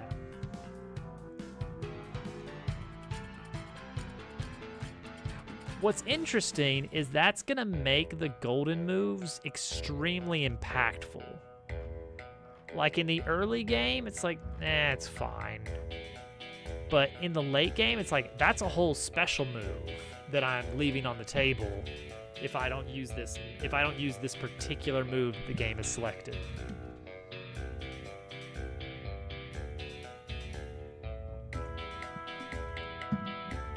Okay, so you're gonna have to have about 3 golden moves to recover your gear. You're gonna get each golden move about every 4 rounds of combat.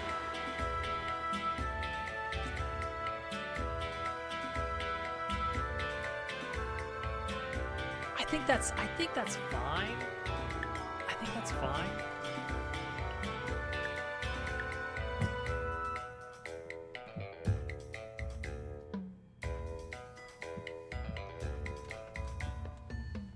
Especially because I'm gonna add some modules that modify the value of like something that increases the amount of scrap you gain, something that maybe increases the frequency of golden moves ever so slightly.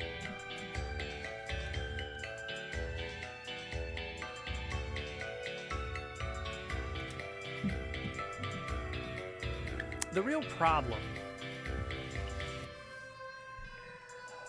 that because it's based on number of moves used, but it doesn't actually take effect until the start of a round, there's going to be some times where you have actually used 1 extra move than I'm requesting. I'm requesting 5 attacks to be used. So you can do 5 attacks and 1 item, and then on round 4, you've got a golden move. But if you do 6 attacks, that's still, there you go, Yag. That's what's wrong with my game. Okay, I think that's fine. I think we're good here. New system looks like it's working as intended. Scary. Is there anything else I wanted to do for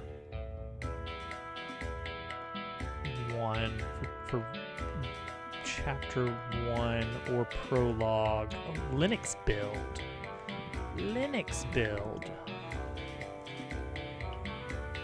He's doing it. How dare he?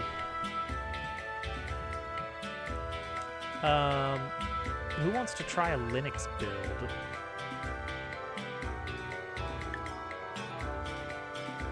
Oh, I bet jellies don't have a tattle, a scan log. Map looks fun. That's not where I am. What's going on here? How does that work? Can I do this? Now do I have a map working? No. What? What the deal? Actually, wait. What's the deal with the map? The pause map. Where's my pause map? Pause menu map. Map handler. It's based on the categories of the room directory. And that is based on visited rooms. Where's visited rooms? That is game manager stats visited scenes. Okay. Game manager stats visited scenes. Already I've got all of these. That looks great. So my visited room looks fine. So we're trying to get that into visited categories. So for each of these rooms, yep, in the room directory that has a category, we're adding to the list of categories. And if it's the current scene, then that's the current category we're looking at.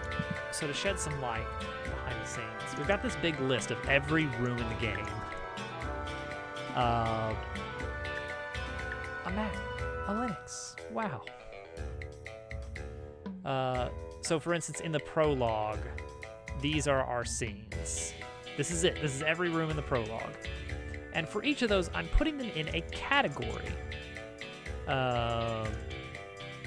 So for instance, the road leading up to Frogtown is construction site.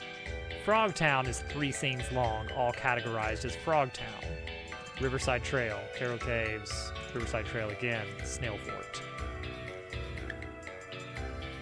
And the idea is that I'm maintaining a list in the player's stats of every one of these rooms that they've been to. And then on the map, I will show each dot that is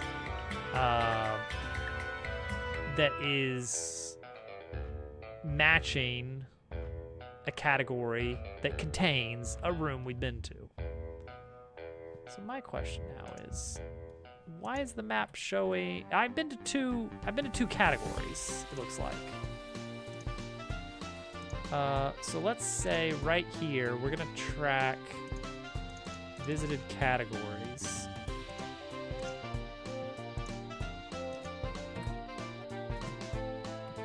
Oh, it's not loading. Because it's not reloading. It used to reload every time and it doesn't do that anymore. Oh, yeah.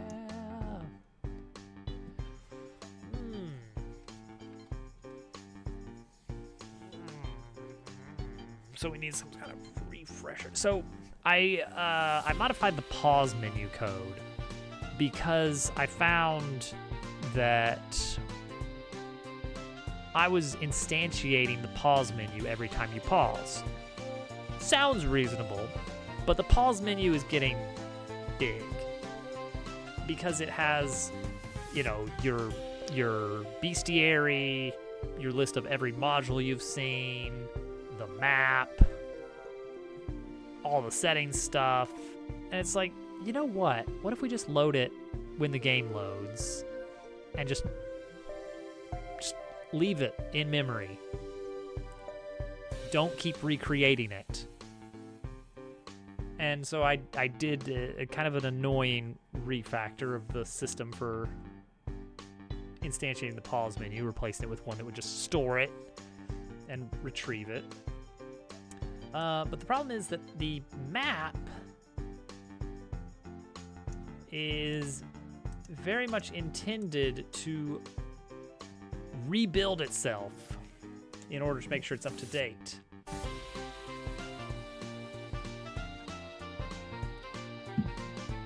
So this may be something that needs to happen every time.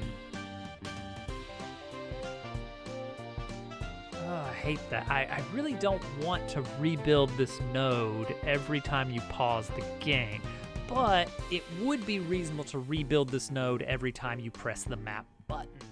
Ah, there we go. There it is. There it is. So that's the data banks. So, map. Where's our map? Map page. Map page. How do we get to map page? How do we get to the map page? Map page, here we go. Doesn't have a initialize setup here. It should. So how do we map? How do we check? Here we go, on selection made. So if you selected a page, and it has a subpage, then we instantiate it. Map does have a subpage called map page. Except now we're no longer instantiating it, we're just toggling its visibility. So perhaps a setup scan log. Initialize. When do we call this initialize? Every time. Okay, yeah, I did do this. When you press the button, we're going to call the initialize function. That's perfect. So we can have a initialize for map called refresh map.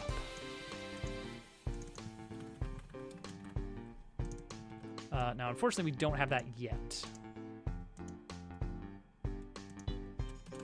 So we need to add that. Refresh map. So that is using the map page.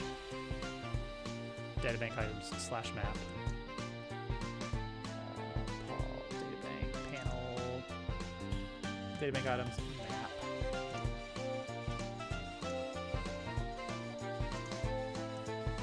This one right here, that's perfect. Now what manages the map exactly? It's this right here. Yeah, this one. So right now, which of this stuff can actually happen? Refresh map. So we're gonna call map page .refresh map. And now all we need to do is plug in the right code here. Visited nodes. Yeah, every time that you pull up the map, I want to check the visited nodes. Yep. Current node. Yeah. Connections. Okay, here's where it gets silly. We're probably appending. Well, actually, are we appending anything? Are we adding any children? We're adding dots. Okay, dots are getting added. Oh no. Okay. Yeah. We're gonna have to delete all the dots. We gotta make sure that we delete all the dots every time. But other than that, everything here is fine.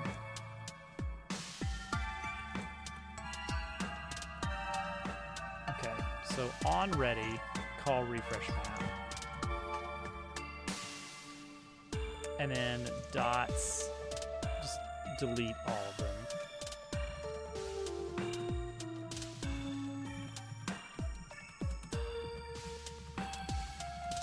That's fine. Okay. Load game from the top.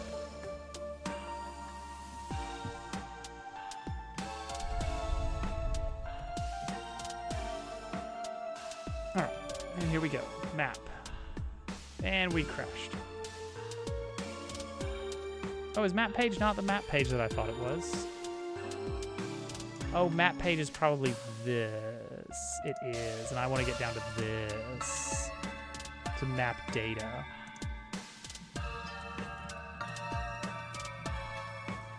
So I'm here. Map page.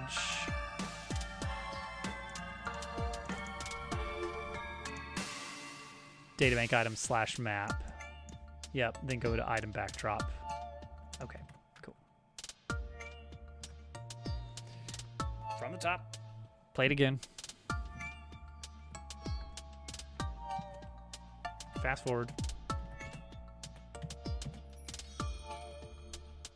So that's a bit of a sluggish start, but I think it kind of makes sense. Still no good. No? No? All right, here's the question. Is it calling this function? Yes. Okay, so where are all my... Oh, links, child linked nodes.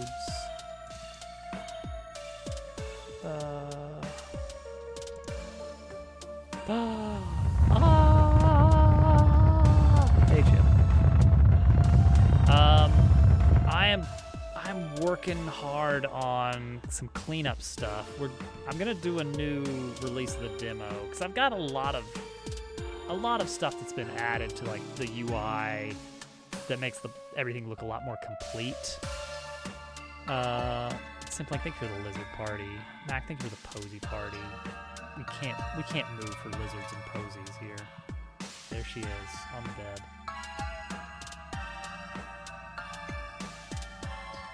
Posey had to be locked up for a little bit today while we were out of the house. But we put her in one of those little... She's got these treat balls. It's like this little plastic container with like a small opening in it. You unscrew it and you pop in a little sphere of peanut butter or whatever prepackaged stuff we've got, and then close it back up, and she's just all day.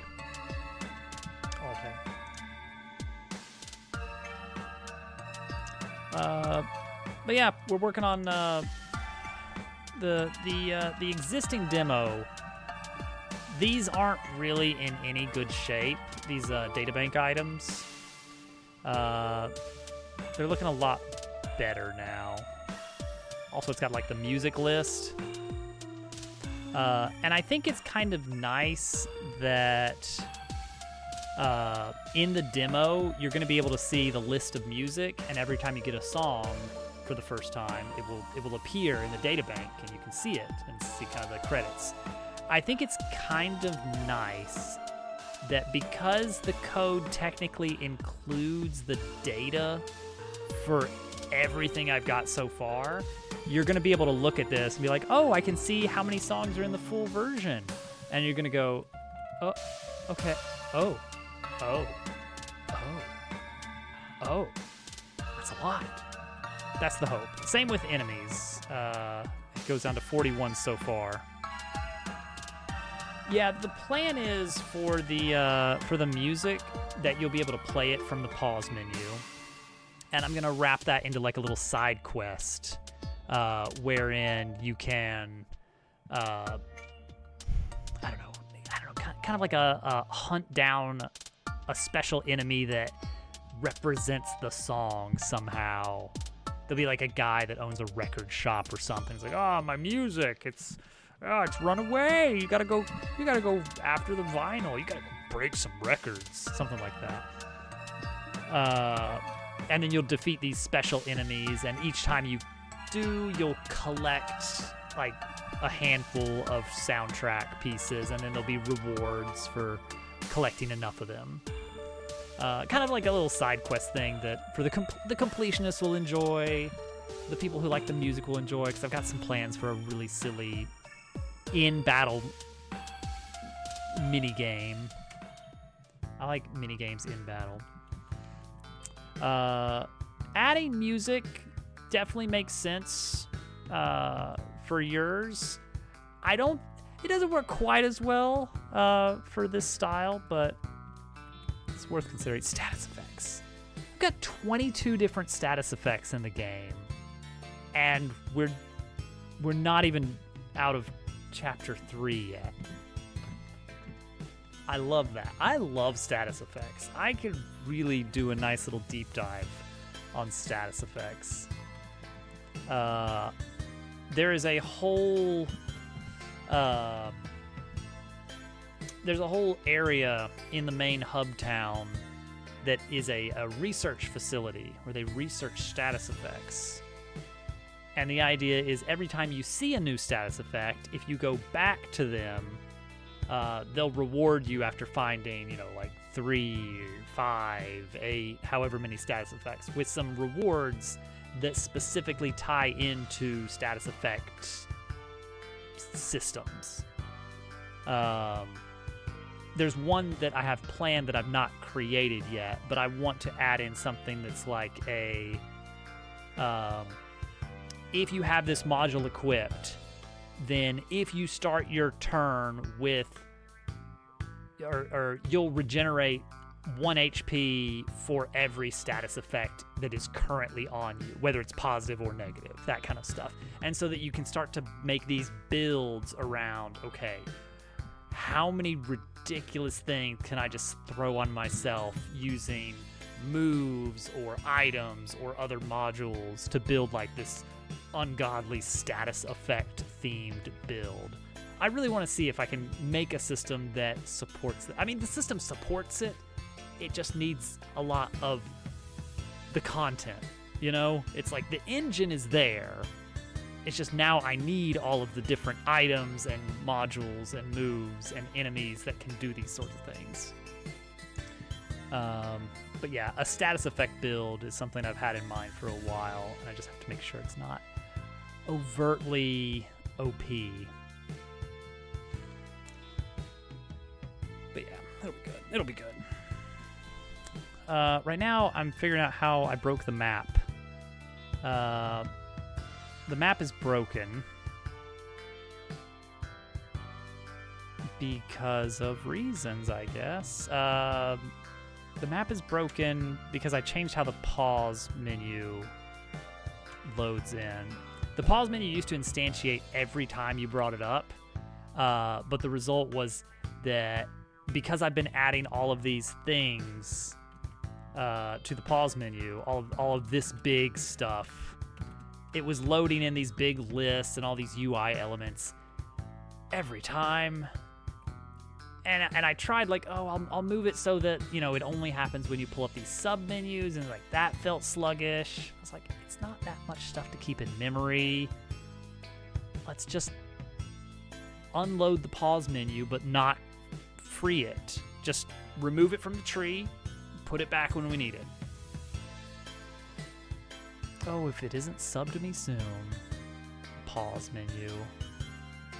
I've gotten away with spelling it P-A-W-S in 2 different games so far, and I don't think it's going to work in this one.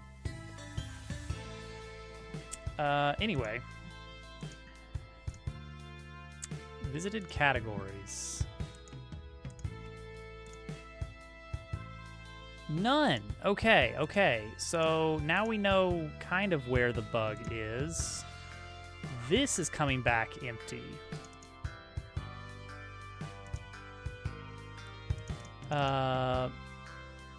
Visited categories is coming back empty. Is it from here? Okay, that variable is good. This variable is good. This one's got to be coming back blank, right? Map areas has got to be coming back blank. It is map data.getChildren.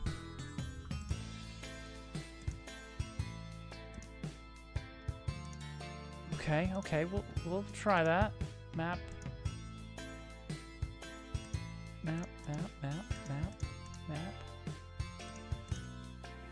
data, get children. I think Paper Mario 64 actually instantiated its pause menu each time you hit start. There's a noticeable hitch. Yeah. Call it authentic. I mean, well, okay. It felt barely sluggish on my PC. And I know I've got an SSD. Thank you for the lizard party. Somebody soon loves the lizards. I know that I've got... Weren't you supposed to change your name? Wasn't that a whole thing? Wasn't there a contest? Okay. It was just for a while. My computer is not like super souped up, but it's... I had last upgraded like 5 years ago, and I did go decent on the video card, not crazy, and decent RAM, and it's got an SSD. I got in before Bitcoin stuff started going nuts, which was good. I don't think I could get even this good a card for... Anyway.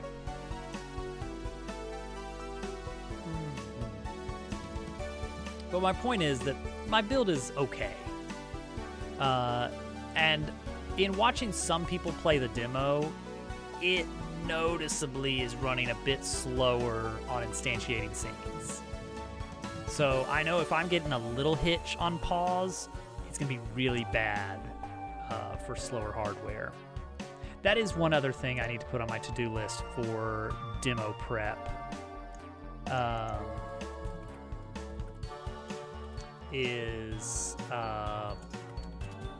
We got to rework the hub, unfortunately. I hate it.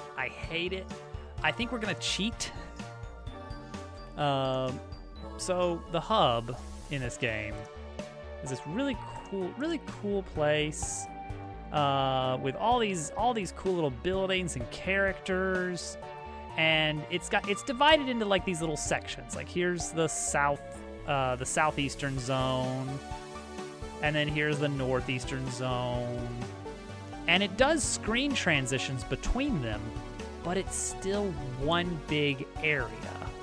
It's all one big scene. It's just I do a fade out and fade back in as if I'm loading a new zone. Silly, whatever, doesn't matter. What is bad is that this area chugs when you're loading in, and I would love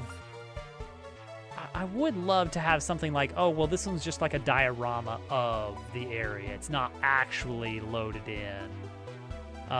It's just like, low poly, placeholder texture kind of stuff. Like, it's the idea that area is back there, because you're only gonna see it like from right here. You're barely gonna be able to see anything. But I do a sweeping camera thing the first time that you arrive here to show off all the stuff, and you like sweep past everything and then do a big pull out all the way out, and then you're like, oh, you're all inside just the mere infrastructure of this big facility. Whoa. Roboport. So I need this area to still be loaded. This area less so, and I think I could get away with chopping this whole area out and replacing it with just some blurry textures. We're gonna do some benchmark testing this week and determine like how much can we get away with over here. Can we really make this look like it's just nothing else? Because you barely even see it. I don't know what I'm gonna put over. There's gonna be a whole nother section of town over here that I haven't planned out. It's gonna happen before Chapter 3. After Chapter 2, before Chapter 3, you're gonna be able to access the west half of Drainpipe.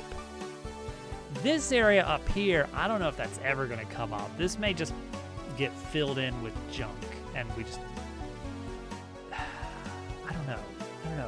Like maybe just some big set piece of like some interior building. Like it's the Coliseum, of course. That's where we have the Coliseum is where we have our mini game, where you fight things for like 3 hours and get a paltry reward.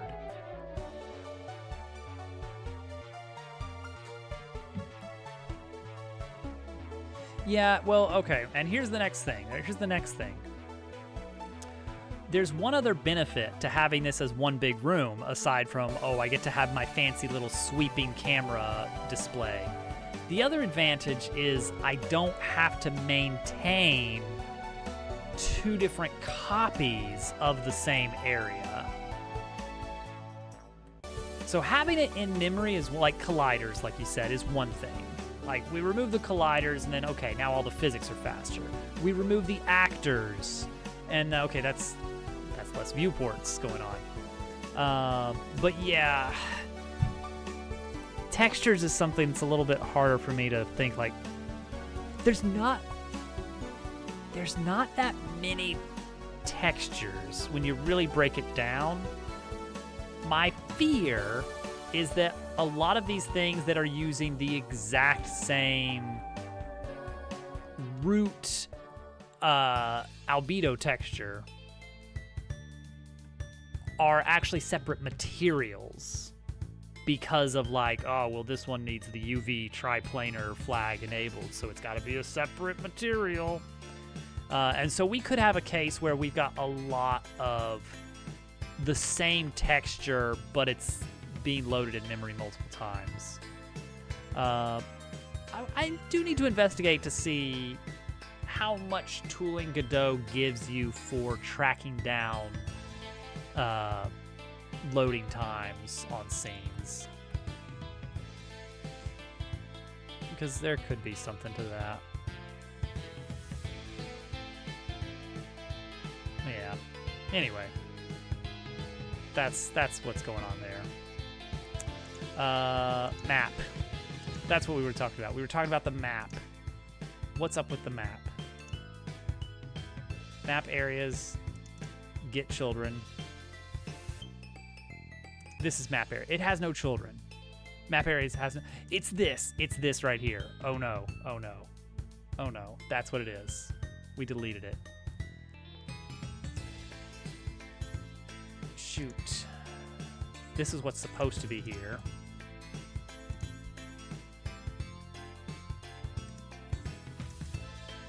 Yeah, these are what's supposed to be here. Texture wouldn't be loaded onto memory multiple times. The same texture on disk. Okay, good, good. Material instantiation might be hefty. Yeah, we're gonna have to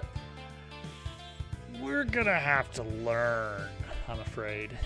I don't know if there's any way around it. We're just gonna have to learn how stuff works. I'm gonna have to get uncomfortably familiar with the internals of this engine. I really enjoy the pleasant little fiction I live in when working with any sort of system like this. Of I don't have to know what's going on under the hood. It's, you know, I request that it does the thing, it does the thing. I request that it moves this to there, it moves this to there. And sometimes I'll run across something where it's like, oh, it moved that to there, but you also did this. I'm like, of course, yeah, that makes sense. Okay, a little bit of extra knowledge. But this sort of thing, it's like, okay, we have to pull back the veil. You're going to have to learn the uncomfortable truth. You're going to have to see how the sausage is made. And then this terrible cosmic truth, it's going to force itself into my mind, and I'm going to realize, oh no, I've been doing such and such wrong for years. And I now have to live with the burden of knowing that immediately I'll think of like, okay, there's 30 things right off the bat I can think of that I did the wrong way that's going to make this thing have to work harder. Hey, Ribby. We're fixing some bugs in the demo. As you know, the demo does add... The new version of the demo is going to add a lot of nice things to the UI, to the pause menu. Some new content, like a handful of new enemies and modules. But the big thing is the data banks in the menu. Like your list of enemies, your list of status effects, all that. The map has been added and it was working, but because I added a thing that prevents the pause menu from rebuilding itself every time you pause, which is good, the map now breaks. It will work fine if you... Actually, no, it won't even work fine from this. Yeah, it's because of this. It's because of this. Unfortunately, I need to figure out what to do about this.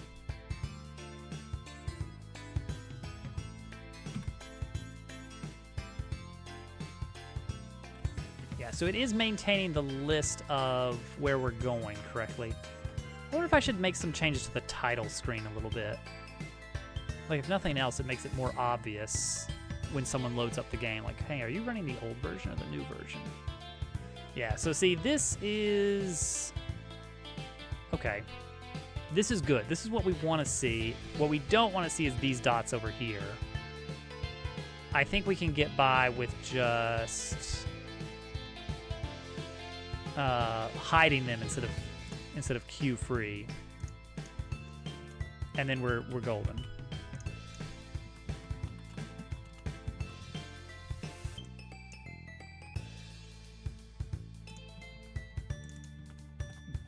I think that does it. Yeah, that should be good. Yes, actually, native Linux is going to be, I think, easy. I'm gonna have Mac test that. I have no. Thank you for the follow. All follows are anonymous, but happy to have you here. Oh my gosh, we're getting up there. I just peaked. I turn off the visible, like, some of the stats on the stream manager, sub count, follower count stuff. But if you mouse over it, it does show you. And sometimes I peak. We're getting close to 1,400. Yeah, my fear, setting up the build profile was easy. Like, Godot makes it pretty easy just to say, I want to be able to deploy Linux. And it says, okay, you've downloaded the build information. Now all you gotta do is press this button to get a Linux build. So that looks great. My fear is that it's not that simple, but I just haven't learned that yet. That's fear number one, is, oops, there's a lot more to it that you didn't think about. Number two, it is that simple. Great. So number one's out the window. Crashing glass sound effect. Number two, and more realistic concern, is that I'm 85% certain that I have not put anything in this code that is Windows specific. Everything that reaches out to files is using Godot GDScript native calls that will be compiled to the appropriate methods for that specific build. I feel very confident about that. 85% is pretty good. But there is a chance that something is going to operate a little differently on Linux for some reason. And it's one of the things that, if you read all the documentation and you retained all of it, then you would have known, but you didn't. So you get the uncomfortable truth. We're gonna see. We're gonna see. I at this point, I just don't know what I don't know. Yeah. We're using, I'm pretty sure we're using the correct file pathy stuff that would be appropriate for Linux. Yeah, and Max already confirmed that you can play this on Linux, but it's with those sort of like automatic, it's emulation, but not quite emulate. It's that gray area where it's okay, yes, but you are. Let's be real. This is a Windows build that is running on Linux. I would really love to be able to get a Linux native build, just to make it a little bit more available, a little bit more, I don't know, Linux friendly. It does add it does complicate the deployment process somewhat, but it's not that bad to have an extra depot in Steam. No, it'll be good. Oh, yes. Okay. I've been trying. I'm looking at who we got for a raid target. I've been trying for a while to get back over to Quillo. They are learning Godot. Man, it was like a week or two ago. I was like hemming and hawing over who to raid for like 15 minutes. And then I finally just settled on, I don't know who this is, but let's try them. And then Quillo goes live like 5 minutes later. Like, dang it, I've been trying to raid you for weeks. They're on a bit of a different time zone. They got some cool stuff going on, cool ideas, a good eye for cool visuals. Starting pretty much from the ground up, which is really fun to watch. We are going to raid them tonight. Quillo Manar. Yeah, there was one thing they were. When did I start raiding this? When did I raid this guy last? It would have been like. Let me see. When did I follow? Let me see my own. January. It's been It's been 3 months since the first time we popped in. We haven't been able to pop in since because